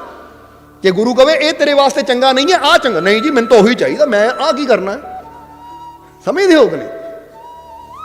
ਹੁਣ ਜਰਾ ਧਿਆਨ ਦੇਣਾ, ਜਦੋਂ ਇਨਸਾਨ ਆਪਣੀ ਸੋਚ ਦੇ ਮੁਤਾਬਿਕ ਚੱਲਦਾ ਹੈ ਤਾਂ ਇਹ ਤੁਹਾਨੂੰ ਵੀ ਪਤਾ ਹੈ, ਕਈ ਵਾਰ ਦੱਸਿਆ ਕਿ ਤੇਰੀ ਚਾਹੀ ਮੈਂ ਪ੍ਰਭੂ ਹੈ ਮੇਰਾ ਕਲਿਆਣ, ਮੇਰੀ ਚਾਹੀ ਮਤ ਕਰੋ ਮੈਂ ਮੂਰਖ ਨਾਦਾਨ। ਕਿਉਂਕਿ ਕਈ ਵਾਰਾਂ, ਬਹੁਤ ਵਾਰਾਂ ਅਸੀਂ ਦੱਸਿਆ ਹੈ ਕਿ ਇਨਸਾਨ ਕਈ ਵਾਰਾਂ ਉਹਨਾਂ ਚੀਜ਼ਾਂ ਦੀ ਡਿਮਾਂਡ ਵੀ ਕਰਦਾ ਹੈ ਜਿਹੜੀ ਉਹਦੀ ਜ਼ਿੰਦਗੀ ਨੂੰ ਨਰਕ ਬਣਾ ਦਿੰਦੀ ਹੈ। ਜਿੱਦਾਂ ਕਹਾਣੀ ਸੁਣੀ ਹੈ ਨਾ ਤੁਸੀਂ, ਅੱਜ ਵੀ ਸੁਣਾਉਣੀ ਚਾਹਾਂਗੇ ਅਸੀਂ, ਕਿ ਇੱਕ ਵਾਰ ਨਾ ਇਹ ਕਹਾਣੀ ਸਿਰਫ ਸਾਨੂੰ ਗਿਆਨ ਦੇਣ ਵਾਸਤੇ ਬਣਾਈ ਗਈ ਹੈ। ਸਮਝਦੇ ਹੋ ਕਿ ਨਹੀਂ? ਕਿ ਇੱਕ ਵਾਰ ਇੱਕ ਨੌਜਵਾਨ ਫਕੀਰਾਂ ਦੇ ਕੋਲ ਗਿਆ, ਫਕੀਰਾਂ ਦੇ ਕੋਲ ਗਿਆ ਤਾਂ ਜਾ ਕੇ ਫਕੀਰਾਂ ਨੂੰ ਕਹਿੰਦਾ ਜੀ ਮੈਨੂੰ ਉਹ ਬਹੁਤ ਪਸੰਦ ਆ, ਮੈਂ ਚਾਹੁੰਦਾ ਉਹ ਲੜਕੀ ਨਾਲ ਮੇਰੀ ਸ਼ਾਦੀ ਹੋ ਜਾਵੇ। ਫਕੀਰਾਂ ਨੇ ਅੱਖਾਂ ਬੰਦ ਕੀਤੀਆਂ, ਦੇਖਿਆ, ਕਹਿੰਦੇ ਬੇਟਾ ਕੁਝ ਹੋਰ ਚਾਲ ਹੈ, ਹੋਰ ਚਾਲ ਹੈ, ਕੁਝ ਤੇਰੇ ਵਾਸਤੇ ਠੀਕ ਨਹੀਂ ਹੈ। ਨਹੀਂ ਜੀ ਮੇਰੀ ਚਾਹਤ ਹੈ, ਮੇਰੀ ਇੱਛਾ ਹੈ, ਇਸ ਲਈ ਮੈਨੂੰ ਇਹੀ ਚਾਹੀਦਾ ਹੈ। ਤਾਂ ਹੁਣ ਇਹ ਸਾਨੂੰ ਸਮਝਾਉਣ ਵਾਸਤੇ ਕਹਾਣੀ ਬਣਾਈ ਗਈ ਹੈ, ਔਰ ਕਿਤੇ ਨਾ ਕਿਤੇ ਇਹ ਕਹਾਣੀਆਂ ਜਿਹੜੀਆਂ ਹੁੰਦੀਆਂ ਨਾ, ਇਹ ਸਾਡੇ ਜੀਵਨ ਨਾਲ ਜੁੜੀਆਂ ਹੁੰਦੀਆਂ ਹੈ, ਔਰ ਇਹਨਾਂ ਦੀ ਸੱਚਾਈ ਵੀ ਕਿਤੇ ਨਾ ਕਿਤੇ ਕਈਆਂ ਦੇ ਜੀਵਨ ਚੋਂ ਝਲਕਦੀ ਹੈ। ਕਹਿਣ ਨੂੰ ਤਾਂ ਕਹਾਣੀ ਹੁੰਦੀ ਹੈ, ਪਰ ਕਈਆਂ ਦੇ ਜੀਵਨ 'ਚ ਵਾਕਈ ਉਹ ਸੱਚਾਈ ਵੀ ਕਿਤੇ ਨਾ ਕਿਤੇ ਹੁੰਦੀ ਹੈ। ਤਾਂ ਹੀ ਤਾਂ ਬਹੁਤ ਵਾਰ ਇਦਾਂ ਹੁੰਦਾ ਕਿ ਸਤਸੰਗ 'ਚ ਅਸੀਂ ਕੋਈ ਗੱਲ ਦੱਸੀ ਦੀ ਹੈ ਕਹਾਣੀ ਬਣਾ ਕੇ, ਤਾਂ ਅੱਗਿਓਂ ਕੋਈ ਜੀਵ ਕਹਿੰਦਾ ਹੈ ਕਿ ਮਾਲਕੋ ਇਹ ਤਾਂ ਮੇਰੇ ਜੀਵਨ ਨਾਲ ਜੁੜੀ ਹੋਈ ਗੱਲ ਦੱਸਦੀ ਤੁਸੀਂ, ਇਹ ਤਾਂ ਮੇਰੇ ਜੀਵਨ ਦੀ ਕਹਾਣੀ ਦੱਸਦੀ ਤੁਸੀਂ, ਵਾਕਈ ਮੈਂ ਵੀ ਇਹ ਫੀਲ ਕੀਤਾ, ਵਾਕਈ ਮੈਂ ਵੀ ਇਹ ਮਹਿਸੂਸ ਕੀਤਾ। ਕਿਉਂਕਿ ਹਰ ਇਨਸਾਨ ਜੋ ਦੁਖੀ ਪਰੇਸ਼ਾਨ ਹੈ ਨਾ, ਕਿਤੇ ਨਾ ਕਿਤੇ ਸਾਡਾ ਸਾਰਿਆਂ ਦਾ ਦੁੱਖ ਬਾਹਰੋਂ ਦੇਖਣ ਨੂੰ ਡਿਫਰੈਂਟ ਲੱਗਦਾ ਹੈ, ਪਰ ਅੰਦਰੋਂ ਕਿਤੇ ਨਾ ਕਿਤੇ ਸਾਰੇ ਇੱਕ ਦੂਜੇ ਨਾਲ ਅਸੀਂ ਜੁੜੇ ਤਾਂ ਹੋਏ ਹਾਂ। ਸਮਝਦੇ ਹੋ ਕਿ ਨਹੀਂ? ਹੁਣ ਫਰਜ਼ ਕਰੋ ਕਿਸੇ ਦਾ ਸਿਰ ਦਰਦ ਹੈ, ਕਿਸੇ ਦਾ ਪੇਟ ਦਰਦ ਹੈ, ਕਹਿਣ ਨੂੰ ਦੋ ਦੁੱਖ ਹੈ, ਉਹਨੂੰ ਸਿਰ ਦਰਦ ਹੈ, ਇਹਨੂੰ ਪੇਟ ਦਰਦ ਹੈ, ਪਰ ਹੈ ਤਾਂ ਜਿਸਮ ਨਾਲ ਹੀ ਜੁੜਿਆ ਹੋਇਆ। ਸਮਝਦੇ ਹੋ ਕਿ ਨਹੀਂ? ਇੱਕ ਕਹਿੰਦਾ ਮੇਰੀ ਦੁਕਾਨ ਨਹੀਂ ਚੱਲਦੀ, ਦੂਜਾ ਕਹਿੰਦਾ ਮੇਰਾ ਬੱਚੇ ਦੀ ਸ਼ਾਦੀ ਨਹੀਂ ਹੁੰਦੀ। ਕਹਿਣ ਨੂੰ ਅਲੱਗ-ਅਲੱਗ ਦੁੱਖ ਹੈ, ਪਰ ਹੈ ਤਾਂ ਮਾਨਸਿਕ ਹੀ ਦੁੱਖ ਹੈ ਨਾ। ਉਹ ਵੀ ਚਿੰਤਿਤ ਹੈ, ਉਹ ਵੀ ਚਿੰਤਿਤ ਹੈ। ਸੋ ਕਈ ਵਾਰ ਦੁੱਖ ਦੇਖਣ ਨੂੰ ਅਲੱਗ-ਅਲੱਗ ਲੱਗਦੇ ਆ, ਪਰ ਅੰਦਰੋਂ ਉਹਨਾਂ ਦਾ ਮੂਲ ਇੱਕੋ ਹੀ ਹੁੰਦਾ, ਜੜ ਇੱਕੋ ਹੀ ਹੁੰਦੀ ਹੈ। ਸੋ ਇਹ ਕਹਾਣੀ ਵੀ ਕੁਛ ਐਸੀ ਹੈ। ਜਦੋਂ ਫਕੀਰਾਂ ਨੇ ਮਨਾ ਕੀਤਾ, ਕਹਿੰਦਾ ਨਹੀਂ ਜੀ ਜਿੱਦ ਕੀਤੀ, ਮੈਨੂੰ ਇਹੀ ਚਾਹੀਦਾ ਹੈ। ਫਕੀਰ ਕਹਿੰਦੇ ਤੇਰੀ ਖੁਸ਼ੀ, ਸਮਝਣਾ ਜ਼ਰਾ। ਸ਼ਾਦੀ ਹੋ ਗਈ, 6 ਸਾਲ ਗੁਜ਼ਰ ਗਏ। ਇੱਕ ਵਾਰ ਫਕੀਰਾਂ ਨੂੰ ਇੱਕ ਨਾ ਪਾਗਲਖਾਨੇ ਜਾਣ ਦਾ ਮੌਕਾ ਮਿਲਿਆ, ਕਿਉਂਕਿ ਜਿਹੜਾ ਪਾਗਲਖਾਨੇ ਦਾ ਮੇਨ ਡਾਕਟਰ ਸੀ ਫਕੀਰਾਂ ਦਾ ਸ਼ਰਧਾਲੂ ਸੀ। ਫਕੀਰ ਕਿਤੇ ਉੱਧਰ ਹੀ ਗੁਜ਼ਰੇ, ਕਹਿੰਦਾ ਮਹਾਰਾਜ ਇੱਕ ਵਾਰ ਮੇਰੇ ਪਾਗਲਖਾਨੇ 'ਚ ਤਾਂ ਆ ਜਾਓ, ਚਰਨ ਪਾ ਦਿਓ, ਨਾਲੇ ਤੁਹਾਡੀ ਨਜ਼ਰ ਪਾਗਲਾਂ ਤੇ ਪੈ ਜਾਏਗੀ। ਜਦੋਂ ਗਏ ਤਾਂ ਫਕੀਰਾਂ ਨੇ ਦੇਖਿਆ ਪਾਗਲਾਂ ਨੂੰ, ਤਾਂ ਪੁੱਛਿਆ ਡਾਕਟਰ ਨੂੰ ਕਿ ਬਈ ਇੱਥੇ ਸਭ ਤੋਂ ਬੜਾ ਪਾਗਲ ਵੀ ਕੋਈ ਹੈ, ਜਿਹਨੂੰ ਕਹਿੰਦੇ ਬਹੁਤ ਖਤਰਨਾਕ ਪਾਗਲ। ਤਾਂ ਉਸ ਲਈ ਉਹਨਾਂ ਕਿਹਾ ਮਹਾਰਾਜ 2 ਪਾਗਲ ਹੈ ਜਿਹੜੇ ਸਭ ਤੋਂ ਖਤਰਨਾਕ ਹੈ, 2 ਪਾਗਲ ਹੈ ਇੱਥੇ ਸਭ ਤੋਂ ਖਤਰਨਾਕ।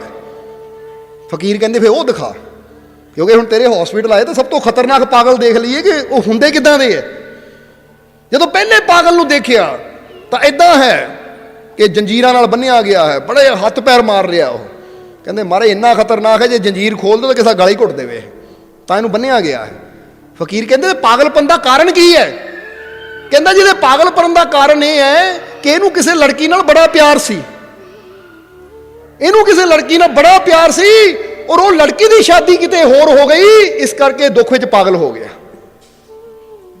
ਕਾਹਦੇ ਨਾਲ ਪਾਗਲ ਹੋ ਗਿਆ? ਦੁੱਖ ਵਿੱਚ ਪਾਗਲ ਹੋ ਗਿਆ, ਇਹ ਹਾਲਤ ਹੈ ਇਹਦੀ। ਫਕੀਰ ਕਹਿੰਦੇ ਅੱਛਾ, ਦਿਲ ਟੁੱਟ ਗਿਆ ਵਿਚਾਰੇ ਦਾ। ਠੀਕ ਹੈ, ਹੁਣ ਕਹਿੰਦੇ ਇਸ ਤੋਂ ਵੀ ਖਤਰਨਾਕ ਪਾਗਲ ਹੈ ਕੋਈ? ਕਹਿੰਦੇ ਜੀ ਇੱਕ ਹੋਰ ਤੁਹਾਨੂੰ ਕਹੇ, 2 ਪਾਗਲ ਸਭ ਤੋਂ ਖਤਰਨਾਕ, ਇਹ ਤੋਂ ਵੀ ਜ਼ਿਆਦਾ ਖਤਰਨਾਕ ਹੈ।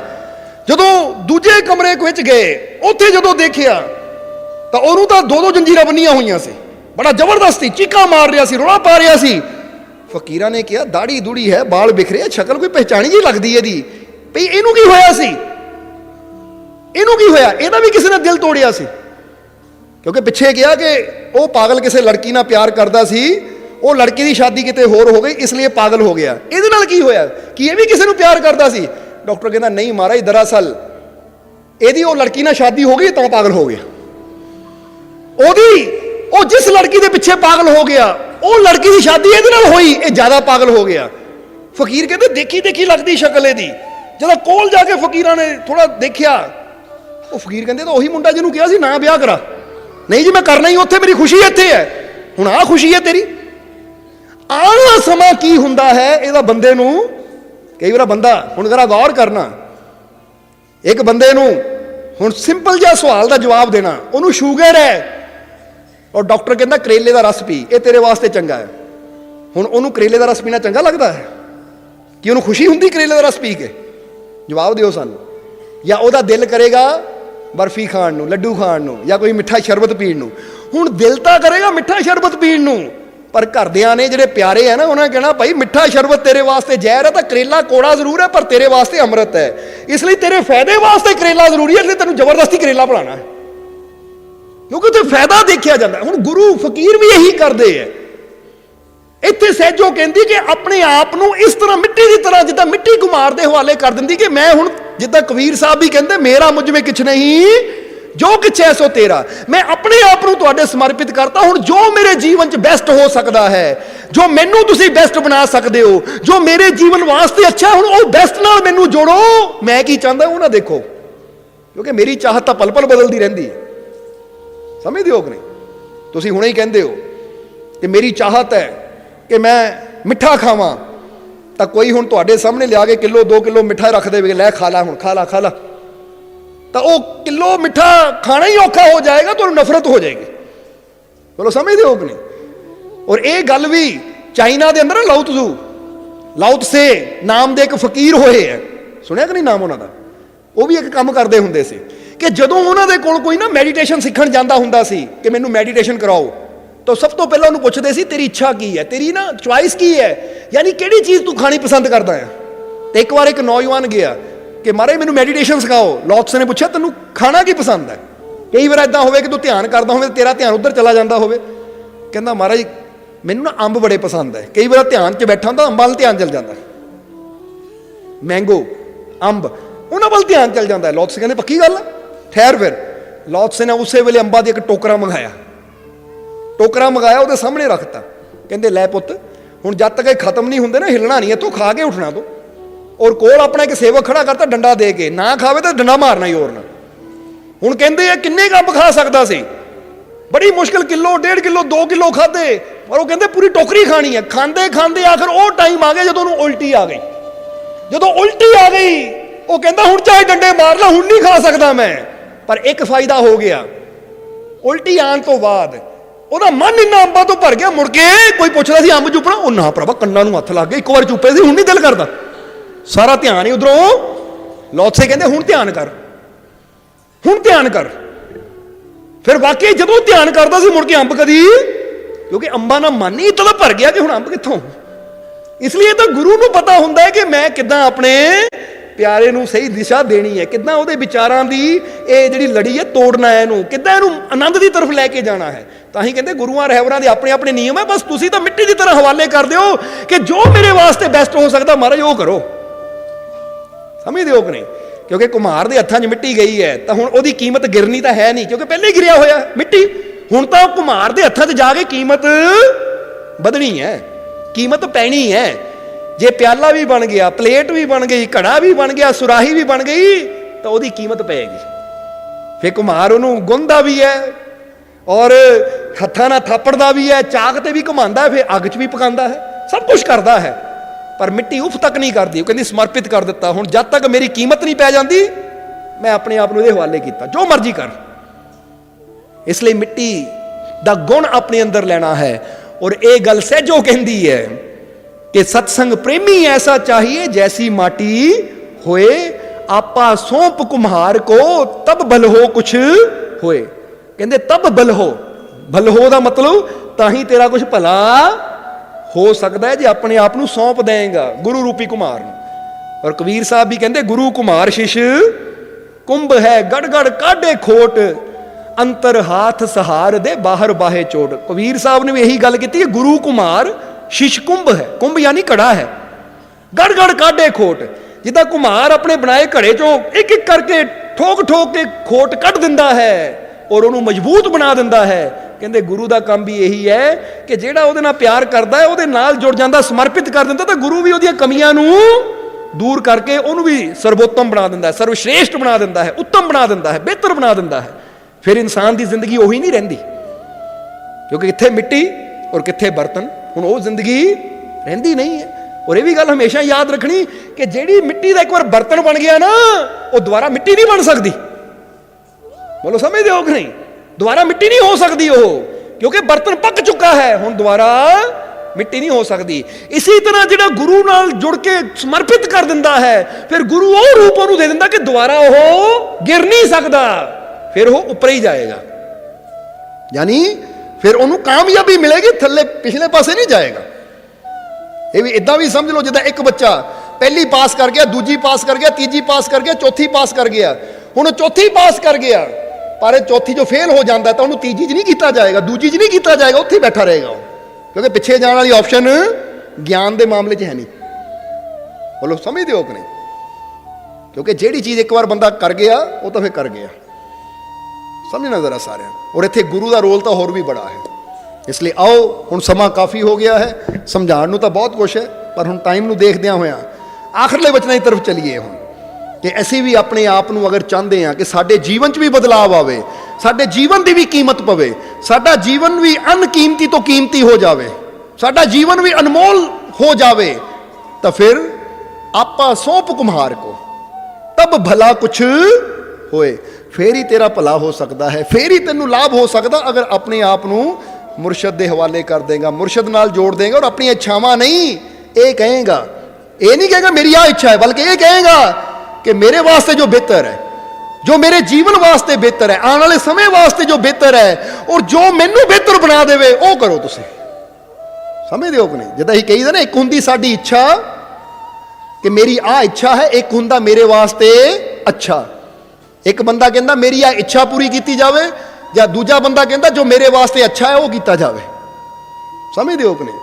हुण एक बच्चा बीमार है, एक बच्चा बीमार है, उन्होंने डॉक्टर ने कहा चॉकलेट नहीं खानी, ये तेरे वास्ते माड़ी है, इन्हें इन्फेक्शन हो सकती है, आ दवाई खानी है, दवाई कौड़ी है पर तेरे वास्ते फायदेमंद। हुण बच्चे नूं पुछया जाए बच्चा चॉकलेट खानी कि दवाई खानी है, ਤਾਂ ਬੱਚੇ ਦੀ ਇੱਛਾ ਕੀ ਹੋਣੀ ਹੈ? ਜਵਾਬ ਦਿਓ ਸਾਨੂੰ। ਦਵਾਈ ਨੂੰ ਕਹਿਣਾ ਉਹਨਾਂ, ਇੰਜੈਕਸ਼ਨ ਨੂੰ ਕਹਿਣਾ ਕਿ ਇੰਜੈਕਸ਼ਨ ਲਾਓ, ਦਵਾਈ ਦਿਓ ਮੈਨੂੰ, ਜਾਂ ਉਹਨਾਂ ਕਹਿਣਾ ਆ ਚਾਕਲੇਟ ਮੇਰੇ ਖਾਣ ਦੀ ਮੇਰੀ ਇੱਛਾ ਹੈ। ਪਰ ਤੁਹਾਨੂੰ ਪਤਾ ਹੈ ਕਿ ਇੱਛਾ ਤਾਂ ਇਹਦੀ ਚਾਕਲੇਟ ਦੀ ਹੈ, ਪਰ ਇਹਦੇ ਵਾਸਤੇ ਚਾਕਲੇਟ ਅੱਛੀ ਇੱਛਾ ਇਹ ਹੈ, ਪਰ ਅੱਛੀ ਦਵਾਈ ਹੈ। ਇਸ ਲਈ ਬੱਚਾ ਰੋਵੇ ਪਿੱਟੇ ਜੋ ਮਰਜ਼ੀ ਕਰੇ, ਤੁਸੀਂ ਦਵਾਈ ਦੇਣੀ ਉਹਨੂੰ, ਕਿਉਂਕਿ ਪਤਾ ਹੈ ਫਿਊਚਰ ਵਾਸਤੇ ਅੱਛਾ। ਇਸ ਲਈ ਤੁਹਾਨੂੰ ਵੀ ਕੋਈ ਗੱਲ ਕਹਾਂਗੇ ਕਿ ਜੇ ਆਪਣੇ ਬੱਚਿਆਂ ਨਾਲ ਇਦਾਂ ਕਰਦੇ ਹੋ ਤਾਂ ਫਿਰ ਆਪਣੇ ਆਪ ਨਾਲ ਵੀ ਇਦਾਂ ਕਰੋ। ਬੱਚਿਆਂ ਨੂੰ ਤਾਂ ਅਸੀਂ ਲੈ ਕੇ ਜ਼ਬਰਦਸਤੀ ਸਕੂਲ ਲੈ ਕੇ ਜਾਂਦੇ ਹਾਂ ਕਿ ਨਹੀਂ, ਮੈਨੂੰ ਛੁੱਟੀ ਚਾਹੀਦੀ, ਮੈਂ ਨਹੀਂ ਸਕੂਲ ਜਾਣਾ। ਪਰ ਤੁਹਾਨੂੰ ਪਤਾ ਜੇ ਘਰ ਬੈਠਾ ਰਹਿ ਗਿਆ ਇਹਦੇ ਵਾਸਤੇ ਅੱਛਾ ਨਹੀਂ ਹੈ। ਇੱਛਾ ਤਾਂ ਇਹਦੀ ਘਰ ਬੈਠਣ ਦੀ ਹੈ, ਖੇਡਣ ਦੀ ਹੈ, ਪਰ ਅੱਛਾ ਇਹਦੇ ਵਾਸਤੇ ਸਕੂਲ ਪੜ੍ਹਨਾ ਹੈ। ਤੁਸੀਂ ਜ਼ਬਰਦਸਤੀ ਵੀ ਲੈ ਕੇ ਜਾਂਦੇ ਹੋ। ਜੇ ਬੱਚਿਆਂ ਦੇ ਵਾਸਤੇ ਤੁਸੀਂ ਇਹ ਕਰ ਸਕਦੇ ਹੋ ਕਿ ਜੋ ਉਹਨਾਂ ਵਾਸਤੇ ਅੱਛਾ ਹੈ ਉਹ ਕਰਦੇ ਹੋ, ਜ਼ਬਰਦਸਤੀ ਕਰਦੇ ਹੋ, ਉਹਨਾਂ ਨੂੰ ਤਕਲੀਫ ਦੇ ਕੇ ਵੀ ਕਰਦੇ ਹੋ, ਤਾਂ ਫਿਰ ਆਪਣੇ ਆਪ ਨੂੰ ਕਿਉਂ ਨਹੀਂ ਰੈਡੀ ਕਰਦੇ? ਕਿ ਆਪਣੇ ਆਪ ਨੂੰ ਅਸੀਂ ਉਸ ਲੈਵਲ ਤੇ ਕਿਉਂ ਨਹੀਂ ਰੱਖਦੇ? ਅਸੀਂ ਵੀ ਆਪਣੇ ਆਪ ਨੂੰ ਇਦਾਂ ਆਪਣੇ ਮਾਲਿਕ ਦੇ ਹਵਾਲੇ ਕਰ ਦਈਏ ਕਿ ਮਾਲਿਕ ਜੋ ਮੇਰੇ ਵਾਸਤੇ ਅੱਛਾ ਉਹ ਕਰ, ਜੋ ਮੇਰੇ ਜੀਵਨ ਵਾਸਤੇ ਅੱਛਾ ਉਹ ਰੰਗ 'ਚ ਰੰਗ ਦੇ, ਜੋ ਮੈਨੂੰ ਬਿਹਤਰ ਬਣਾ ਦੇਵੇ ਉਹ ਕਰ ਦੇ ਬਸ, ਕਿਉਂਕਿ ਤੇਰੀ ਖੁਸ਼ੀ ਦੇ ਵਿੱਚ ਹੀ ਸਾਡੀ ਖੁਸ਼ੀ ਹੈ। ਇਹ ਗੱਲ ਹਮੇਸ਼ਾ ਯਾਦ ਰੱਖੋ। ਜਿੰਨੀ ਕਿ ਤੁਸੀਂ ਮੰਗਦੇ ਹੋ ਨਾ, ਜੇ ਉਹਦੇ ਹਵਾਲੇ ਕਰ ਦਈਏ ਤਾਂ ਜਿੰਨੀ ਕਿ ਤੁਹਾਡੀ ਮੰਗ ਹੈ, ਜੇ ਉਹਦੀ ਖੁਸ਼ੀ ਦੀ ਫਿਕਰ ਕਰੀਏ ਤਾਂ ਉਹਦੇ ਨਾਲੋਂ ਕਈ ਹਜ਼ਾਰ ਗੁਣਾ ਜ਼ਿਆਦਾ ਖੁਸ਼ੀਆਂ ਉਹ ਪਰਮਾਤਮਾ ਨੇ ਤੁਹਾਨੂੰ ਦੇ ਦੇਣੀਆਂ ਹੈ। ਕਿਉਂਕਿ ਜਦੋਂ ਬਿਹਤਰ ਬਣ ਜਾਵਾਂਗੇ ਤਾਂ ਬਿਹਤਰ ਬਣ ਕੇ ਇਨਸਾਨ ਦਾ ਜੀਵਨ ਵੀ ਬਿਹਤਰ ਹੋ ਜਾਂਦਾ ਹੈ। ਔਰ ਇਨਸਾਨ ਬਿਹਤਰ ਦਾ ਮਤਲਬ ਹੀ ਹੁੰਦਾ ਕਿ ਸਭ ਕੁਝ ਅੱਗੇ ਤੋਂ ਅੱਗੇ ਬਿਹਤਰ ਹੁੰਦਾ ਜਾ ਰਿਹਾ ਹੈ। ਸਮਝਦੇ ਹੋ ਕਿ ਨਹੀਂ? ਇਸ ਲਈ ਆਓ ਸਹਿਜੋ ਬਾਈ ਦਾ ਇਹ ਛੋਟਾ ਜਿਹਾ ਸ਼ਬਦ, ਪਰ ਇਹਦੇ 'ਚ ਰਾਜ ਬੜਾ ਗਹਿਰਾ ਹੈ ਕਿ ਜੇ ਜੀਵਨ ਨੂੰ ਸਫਲ ਬਣਾਉਣਾ ਹੈ ਤਾਂ ਫਿਰ ਉਹ ਕਹਿੰਦੇ ਇਸ ਤਰ੍ਹਾਂ ਬਣ ਜਾ ਜਿੱਦਾਂ ਇੱਕ ਮਿੱਟੀ ਕੁਮਾਰ ਦੇ ਹਵਾਲੇ ਸਮਰਪਿਤ ਕਰ ਦਿੰਦੀ ਹੈ। ਤੂੰ ਵੀ ਸਮਰਪਿਤ ਕਰ ਦੇ ਆਪਣੇ ਆਪ ਨੂੰ ਕਿ ਤੇਰਾ ਭਾਣਾ, ਕਿ ਜਿੱਥੇ ਤੂੰ ਰੱਖੇਗਾ, ਜਿੱਦਾਂ ਰੱਖੇਗਾ, ਮੈਂ ਹਰ ਹਾਲਤ ਵਿੱਚ ਤੇਰਾ ਸ਼ੁਕਰ ਕਰਨਾ ਹੈ। ਬੋਲੋ ਸਮਝਦੇ ਹੋ ਕਿ ਨਹੀਂ? ਔਰ ਦੂਸਰੀ ਗੱਲ ਜਿੱਦਾਂ ਦੱਸਿਆ ਕਿ ਇਹ ਵੀ ਦੁਬਾਰਾ ਕਵਾਂਗੇ ਕਿ ਇਹ ਜ਼ਰੂਰ ਆਪਣੇ ਆਪ ਨੂੰ ਪੁੱਛਣਾ ਹੈ ਕਿ ਮੈਂ ਕੀ ਚਾਹੁੰਦਾ, ਦੁਨੀਆ ਮੈਨੂੰ ਕਿਹੜੇ ਰੂਪ 'ਚ ਯਾਦ ਕਰੇ, ਮੇਰੇ ਕਿਹੜੇ ਗੁਣਾਂ ਵਾਸਤੇ ਦੁਨੀਆ ਮੈਨੂੰ ਯਾਦ ਰੱਖੇ ਕਰੇ, ਪੁੱਛਣਾ ਹੈ ਆਪਣੇ ਆਪ ਨੂੰ। ਇਸ ਲਈ ਮੈਂ ਕੋਸ਼ਿਸ਼ ਕਰਨੀ ਹੈ ਮੈਂ ਨੇਕੀ ਕਰਾਂ, ਅੱਛਾ ਬਣਾ, ਸ਼ਾਂਤ ਸੁਭਾਅ ਦਾ ਬਣਾ, ਅੱਛੇ ਸੁਭਾਅ ਦਾ ਬਣਾ, ਤਾਂ ਕਿ ਜਿਹਨੂੰ ਵੀ ਮਿਲਾਂ ਇੱਦਾਂ ਦੀ ਖੁਸ਼ੀ ਦੇਵਾਂ, ਇੱਦਾਂ ਬੋਲਾਂ ਕਿ ਉਹਦੇ ਦਿਲ 'ਚ ਮੇਰੀ ਅੱਛੀ ਯਾਦ ਬਣੇ। ਉਹ ਜਦ ਵੀ ਮੈਨੂੰ ਯਾਦ ਕਰੇ ਅੱਛੇ ਇਨਸਾਨ ਦੇ ਰੂਪ 'ਚ ਯਾਦ ਕਰੇ, ਨੇਕ ਇਨਸਾਨ ਦੇ ਰੂਪ 'ਚ ਯਾਦ ਕਰੇ। ਕਿਉਂਕਿ ਸਾਡੇ ਤੇ ਨਿਰਭਰ ਹੈ ਕਿ ਅਸੀਂ ਆਪਣੀ ਯਾਦ, ਹੁਣ ਯਾਦ ਦਾ ਮਤਲਬ ਇਹ ਵੀ ਨਹੀਂ ਕਿ ਬੰਦਾ ਕਹੇ ਕਿ ਜਦੋਂ ਮਰ ਗਏ ਤਾਂ ਫਿਰ ਜੀਂਦੇ ਜੀ ਵੀ ਯਾਦ ਕੀਤਾ ਜਾਂਦਾ ਹੈ। ਸਮਝਦੇ ਹੋ ਕਿ ਨਹੀਂ? ਤੁਸੀਂ ਅੱਜ ਕਿਸੇ ਨਾਲ ਮੁਲਾਕਾਤ ਕਰਕੇ ਘਰ ਨੂੰ ਚਲੇ ਗਏ ਤਾਂ ਯਾਦ ਕੀਤਾ ਜਾਂਦਾ ਕਿ ਨਹੀਂ? ਤੁਸੀਂ ਦੁਕਾਨਦਾਰ ਨੂੰ ਕਈ ਵਾਰ ਯਾਦ ਕਰਦੇ ਹੋ, ਦੁਕਾਨਦਾਰ ਬੜਾ ਅੱਛਾ ਹੈ, ਜਾਂ ਦੁਕਾਨਦਾਰ ਨੂੰ ਯਾਦ ਕਰਦੇ ਹੋ ਬੜਾ ਠੱਗ ਬੰਦਾ ਹੈ, ਲੁੱਟ ਲਿਆ ਉਹਨਾਂ ਮੈਨੂੰ, ਕਰਦੇ ਹੋ ਕਿ ਨਹੀਂ? ਇਸ ਲਈ ਜੀਂਦੇ ਜੀ ਵੀ ਇਹ ਸਵਾਲ ਕਰਨਾ ਕਿ ਮੈਂ ਇੱਦਾਂ ਦਾ ਆਪਣੇ ਆਪ ਨੂੰ ਬਣਾਵਾਂ ਕਿ ਹਰ ਜਗ੍ਹਾ ਅੱਛੇ ਰੂਪ 'ਚ ਮੈਨੂੰ ਯਾਦ ਕੀਤਾ ਜਾਵੇ, ਮੇਰੇ ਅੱਛੇ ਗੁਣਾਂ ਕਰਕੇ ਮੈਨੂੰ ਯਾਦ ਕੀਤਾ ਜਾਵੇ। ਸਮਝਦੇ ਹੋ ਕਿ ਨਹੀਂ? ਇਸ ਲਈ ਇਹ ਵੀ ਪੁਆਇੰਟ ਯਾਦ ਰੱਖਣਾ ਤੁਸੀਂ। ਔਰ ਜਿਸ ਤਰ੍ਹਾਂ ਦੱਸਿਆ, ਦੂਜਾ ਇਹ ਬੇਨਤੀ ਕਰਨੀ ਕਿ ਮੇਰੇ ਮਾਲਿਕ ਜੋ ਮੇਰੇ ਵਾਸਤੇ ਅੱਛਾ ਹੈ ਉਹ ਮੇਰੇ ਤੇ ਰਹਿਮਤ ਕਰ ਦੇ, ਉਹ ਮੇਰੀ ਝੋਲੀ 'ਚ ਪਾ ਦੇ, ਮੇਰੀ ਇੱਛਾ ਨਾ ਦੇਖ, ਕਿਉਂਕਿ ਇੱਛਾਵਾਂ ਤਾਂ ਮੇਰੀਆਂ ਬਹੁਤ ਹੁੰਦੀਆਂ, ਪਰ ਮੇਰੇ ਵਾਸਤੇ ਜੋ ਅੱਛਾ ਹੈ ਉਹ ਕਿਰਪਾ ਕਰ, ਕਿਉਂਕਿ ਜੋ ਮੇਰੇ ਵਾਸਤੇ ਅੱਛਾ ਜਦੋਂ ਉਹ ਮਿਲੇਗਾ ਤਾਂ ਫਿਰ ਹੀ ਮੇਰੀ ਜ਼ਿੰਦਗੀ ਅੱਛੀ ਬਣੇਗੀ, ਫਿਰ ਹੀ ਮੇਰੇ ਜੀਵਨ 'ਚ ਖੁਸ਼ੀਆਂ ਆਉਣਗੀਆਂ। ਸਮਝਦੇ ਹੋ ਕਿ ਨਹੀਂ? ਇਸ ਲਈ ਆਓ ਆਪਣੇ ਮਾਲਿਕ ਦੇ ਨਾਲ ਦਿਲੋਂ ਜੁੜੀਏ, ਸਮਰਪਣ ਕਰ ਦਈਏ, ਤਾਂ ਫਿਰ ਤੁਸੀਂ ਵੀ ਦੇਖੋਗੇ। ਕਿਉਂਕਿ ਸਮਰਪਣ ਕਰਨ ਦਾ ਮਤਲਬ ਕਿ ਅੰਦਰੋਂ ਸੋਚ ਲੈਣਾ, ਅੰਦਰੋਂ ਇੱਕ ਭਾਵਨਾ ਰੱਖਣੀ ਕਿ ਮੇਰਾ ਮਾਲਿਕ ਜੋ ਕਰੇਗਾ ਮੇਰੇ ਵਾਸਤੇ ਅੱਛਾ ਹੀ ਕਰੇਗਾ, ਬਸ ਮੇਰਾ ਕਰਮ ਹੈ ਕੋਸ਼ਿਸ਼ ਕਰਨੀ, ਮਿਹਨਤ ਕਰਨਾ, ਕਰਮ ਕਰਨਾ, ਬਾਕੀ ਬੇਨਤੀ ਇਹ ਕਰਨੀ ਕਿ ਮੇਰੇ ਮਾਲਿਕ ਜੋ ਮੇਰੇ ਵਾਸਤੇ ਅੱਛਾ ਉਹ ਚੀਜ਼ ਨੂੰ ਮੇਰੇ ਜੀਵਨ 'ਚ ਲਿਆ, ਉਹ ਚੀਜ਼ ਨਾਲ ਮੈਨੂੰ ਜੋੜ ਜੋ ਮੇਰੇ ਜੀਵਨ 'ਚ ਖੁਸ਼ੀਆਂ ਭਰ ਦੇਵੇ, ਜੋ ਮੇਰੇ ਜੀਵਨ 'ਚ ਸ਼ਾਂਤੀ ਲਿਆਵੇ। ਜਦੋਂ ਇਦਾਂ ਦੀ ਬੇਨਤੀ ਬੰਦਾ ਕਰਦਾ ਤਾਂ ਤੁਸੀਂ ਦੇਖੋਗੇ ਕਿ ਉਹੀ ਇਨਸਾਨ ਤੁਹਾਡੇ ਜੀਵਨ 'ਚ ਆਉਂਦੇ ਚਲੇ ਜਾਣਗੇ ਜਿਹੜੇ ਤੁਹਾਡੇ ਜੀਵਨ 'ਚ ਖੁਸ਼ੀਆਂ ਭਰਨ ਵਾਲੇ ਆ, ਤੁਹਾਡੇ ਜੀਵਨ 'ਚ ਸ਼ਾਂਤੀ ਭਰਨ ਵਾਲੇ ਆ, ਤੁਹਾਡੇ ਜੀਵਨ 'ਚ ਆਨੰਦ ਭਰਨ ਵਾਲੇ ਆ। ਔਰ ਜਿੱਦਾਂ ਹੀ ਦੱਸਿਆ ਨਾ, ਸ਼ੁਕਰਾਤ ਨੇ ਕਿਹਾ ਕਿ ਮੇਰੀ ਸ਼ਕਲ ਨਾ ਦੇਖਿਓ, ਬਾਹਰੋਂ ਮੈਂ ਬੇਸ਼ੱਕ ਰੂਪ ਹਾਂ ਪਰ ਅੰਦਰੋਂ ਮੈਂ ਬੜਾ ਸੁੰਦਰ ਹਾਂ। ਇਸ ਲਈ ਤੁਸੀਂ ਵੀ ਇਹ ਬਾਹਰਲੀ ਸੁੰਦਰਤਾ ਦੇਖ ਕੇ ਭਰਮ 'ਚ ਨਹੀਂ ਆ ਜਾਣਾ, ਬਲਕਿ ਇਹ ਮੰਗਣਾ ਹੈ, ਇਹ ਮੇਰੇ ਮਾਲਿਕ ਜੇ ਮੈਨੂੰ ਬਾਹਰੋਂ ਸੁੰਦਰ ਬਣਾਇਆ ਹੈ ਤਾਂ ਮੈਨੂੰ ਅੰਦਰੋਂ ਵੀ ਸੁੰਦਰ ਬਣਾ, ਅੰਦਰੋਂ ਵੀ ਅੱਛਾ ਬਣਾ, ਤਾਂ ਕਿ ਲੋਕ ਚਿਹਰਾ ਤਾਂ ਭੁੱਲ ਜਾਣਗੇ ਪਰ ਮੇਰੇ ਅੰਦਰ ਦੀ ਜਿਹੜੀ ਸੁੰਦਰਤਾ, ਮੇਰੀ ਕਰਨੀ ਇੱਦਾਂ ਦੀ ਸੁੰਦਰ ਬਣਾ ਦੇ ਕਿ ਇਹ ਦੁਨੀਆ ਮੈਨੂੰ ਸਦਾ ਯਾਦ ਰੱਖੇ। ਬੋਲੋ ਸਮਝਦੇ ਹੋ ਕਿ ਨਹੀਂ? ਇਸ ਲਈ ਇਹ ਸੋਚ ਆਪਣੇ ਅੰਦਰ ਰੱਖਣੀ ਹੈ। ਔਰ ਹੁਣ ਆਖਰਲੇ ਵਚਨਾਂ 'ਚ ਇਹੀ ਕਹਿਣਾ ਹੈ ਕਿ ਅਗਰ ਸਾਡੇ ਜੀਵਨ 'ਚ ਕੋਈ ਤਕਲੀਫ ਹੈ, ਦੁੱਖ ਹੈ, ਪਰੇਸ਼ਾਨੀ ਹੈ, ਤਾਂ ਅਸੀਂ ਇੱਕੋ ਹੀ ਗੱਲ ਕਹਿਣੀ ਚਾਹਾਂਗੇ ਕਿ ਜਿਹੜੇ ਮਾਲਿਕ ਨਾਲ ਪਿਆਰ ਕਰਨ ਵਾਲੇ ਹੈ, ਜਿਹੜੇ ਮਾਲਿਕ ਤੇ ਵਿਸ਼ਵਾਸ ਰੱਖਣ ਵਾਲੇ ਹੈ, ਉਹਨਾਂ ਨੂੰ ਕਿਸੇ ਦੁੱਖ, ਕਿਸੇ ਤਕਲੀਫ, ਕਿਸੇ ਪਰੇਸ਼ਾਨੀ ਤੋਂ ਡਰਨ ਦੀ ਜ਼ਰੂਰਤ ਨਹੀਂ ਹੈ। ਸਮਝਦੇ ਹੋ ਕਿ ਨਹੀਂ? ਉਹਨਾਂ ਨੂੰ ਕਿਸੇ ਤਕਲੀਫ, ਦੁੱਖ, ਪਰੇਸ਼ਾਨੀ ਤੋਂ ਡਰਨ ਦੀ ਜ਼ਰੂਰਤ ਨਹੀਂ ਹੈ, ਕਿਉਂਕਿ ਜਿਨ੍ਹਾਂ ਦੇ ਅੰਦਰ ਇਹ ਪਿਆਰ ਹੈ, ਵਿਸ਼ਵਾਸ ਹੈ ਕਿ ਮੈਂ ਆਪਣੇ ਮਾਲਿਕ ਨਾਲ ਜੁੜ ਗਿਆ ਔਰ ਮੇਰਾ ਮਾਲਿਕ ਮੇਰੇ ਨਾਲ ਹੈ, ਤਾਂ ਫਿਰ ਉਹਨਾਂ ਨੂੰ ਇੰਨਾ ਵੀ ਯਕੀਨ ਹੁੰਦਾ ਹੈ ਕਿ ਜੇ ਮੇਰੇ ਜੀਵਨ 'ਚ ਕੋਈ ਵੀ ਮੁਸ਼ਕਿਲ, ਕੋਈ ਵੀ ਪਰੇਸ਼ਾਨੀ ਹੈ, ਤਾਂ ਮੇਰਾ ਮਾਲਿਕ ਸਮਰੱਥ ਹੈ ਮੈਨੂੰ ਹਰ ਮੁਸ਼ਕਿਲ 'ਚੋਂ ਕੱਢਣ ਵਾਸਤੇ। ਮੇਰੀ ਹਰ ਪਰੇਸ਼ਾਨੀ ਦਾ ਹੱਲ ਕਰਨਾ ਉਹ ਮੇਰੇ ਮਾਲਿਕ ਦੇ ਹੱਥ 'ਚ ਹੈ। ਇਸ ਲਈ ਮੈਨੂੰ ਯਕੀਨ ਹੈ ਕਿ ਮੇਰਾ ਮਾਲਿਕ ਮੇਰੀ ਹਰ ਪਰੇਸ਼ਾਨੀ ਦਾ ਹੱਲ ਕਰੇਗਾ।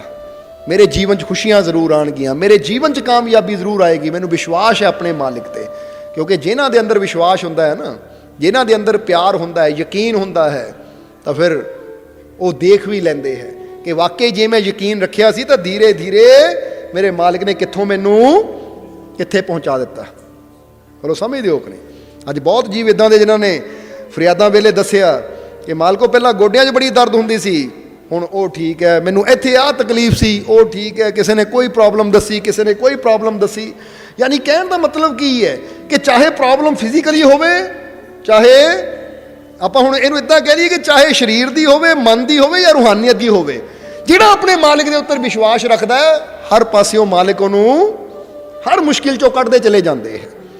ਸਮਝਦੇ ਹੋ ਕਿ ਨਹੀਂ? ਇਸ ਲਈ ਅੰਦਰ ਵਿਸ਼ਵਾਸ ਰੱਖਣਾ ਹੈ, ਅੰਦਰ ਯਕੀਨ ਰੱਖਣਾ ਹੈ, ਅੰਦਰ ਭਰੋਸਾ ਰੱਖਣਾ ਹੈ ਆਪਣੇ ਮਾਲਿਕ ਤੇ।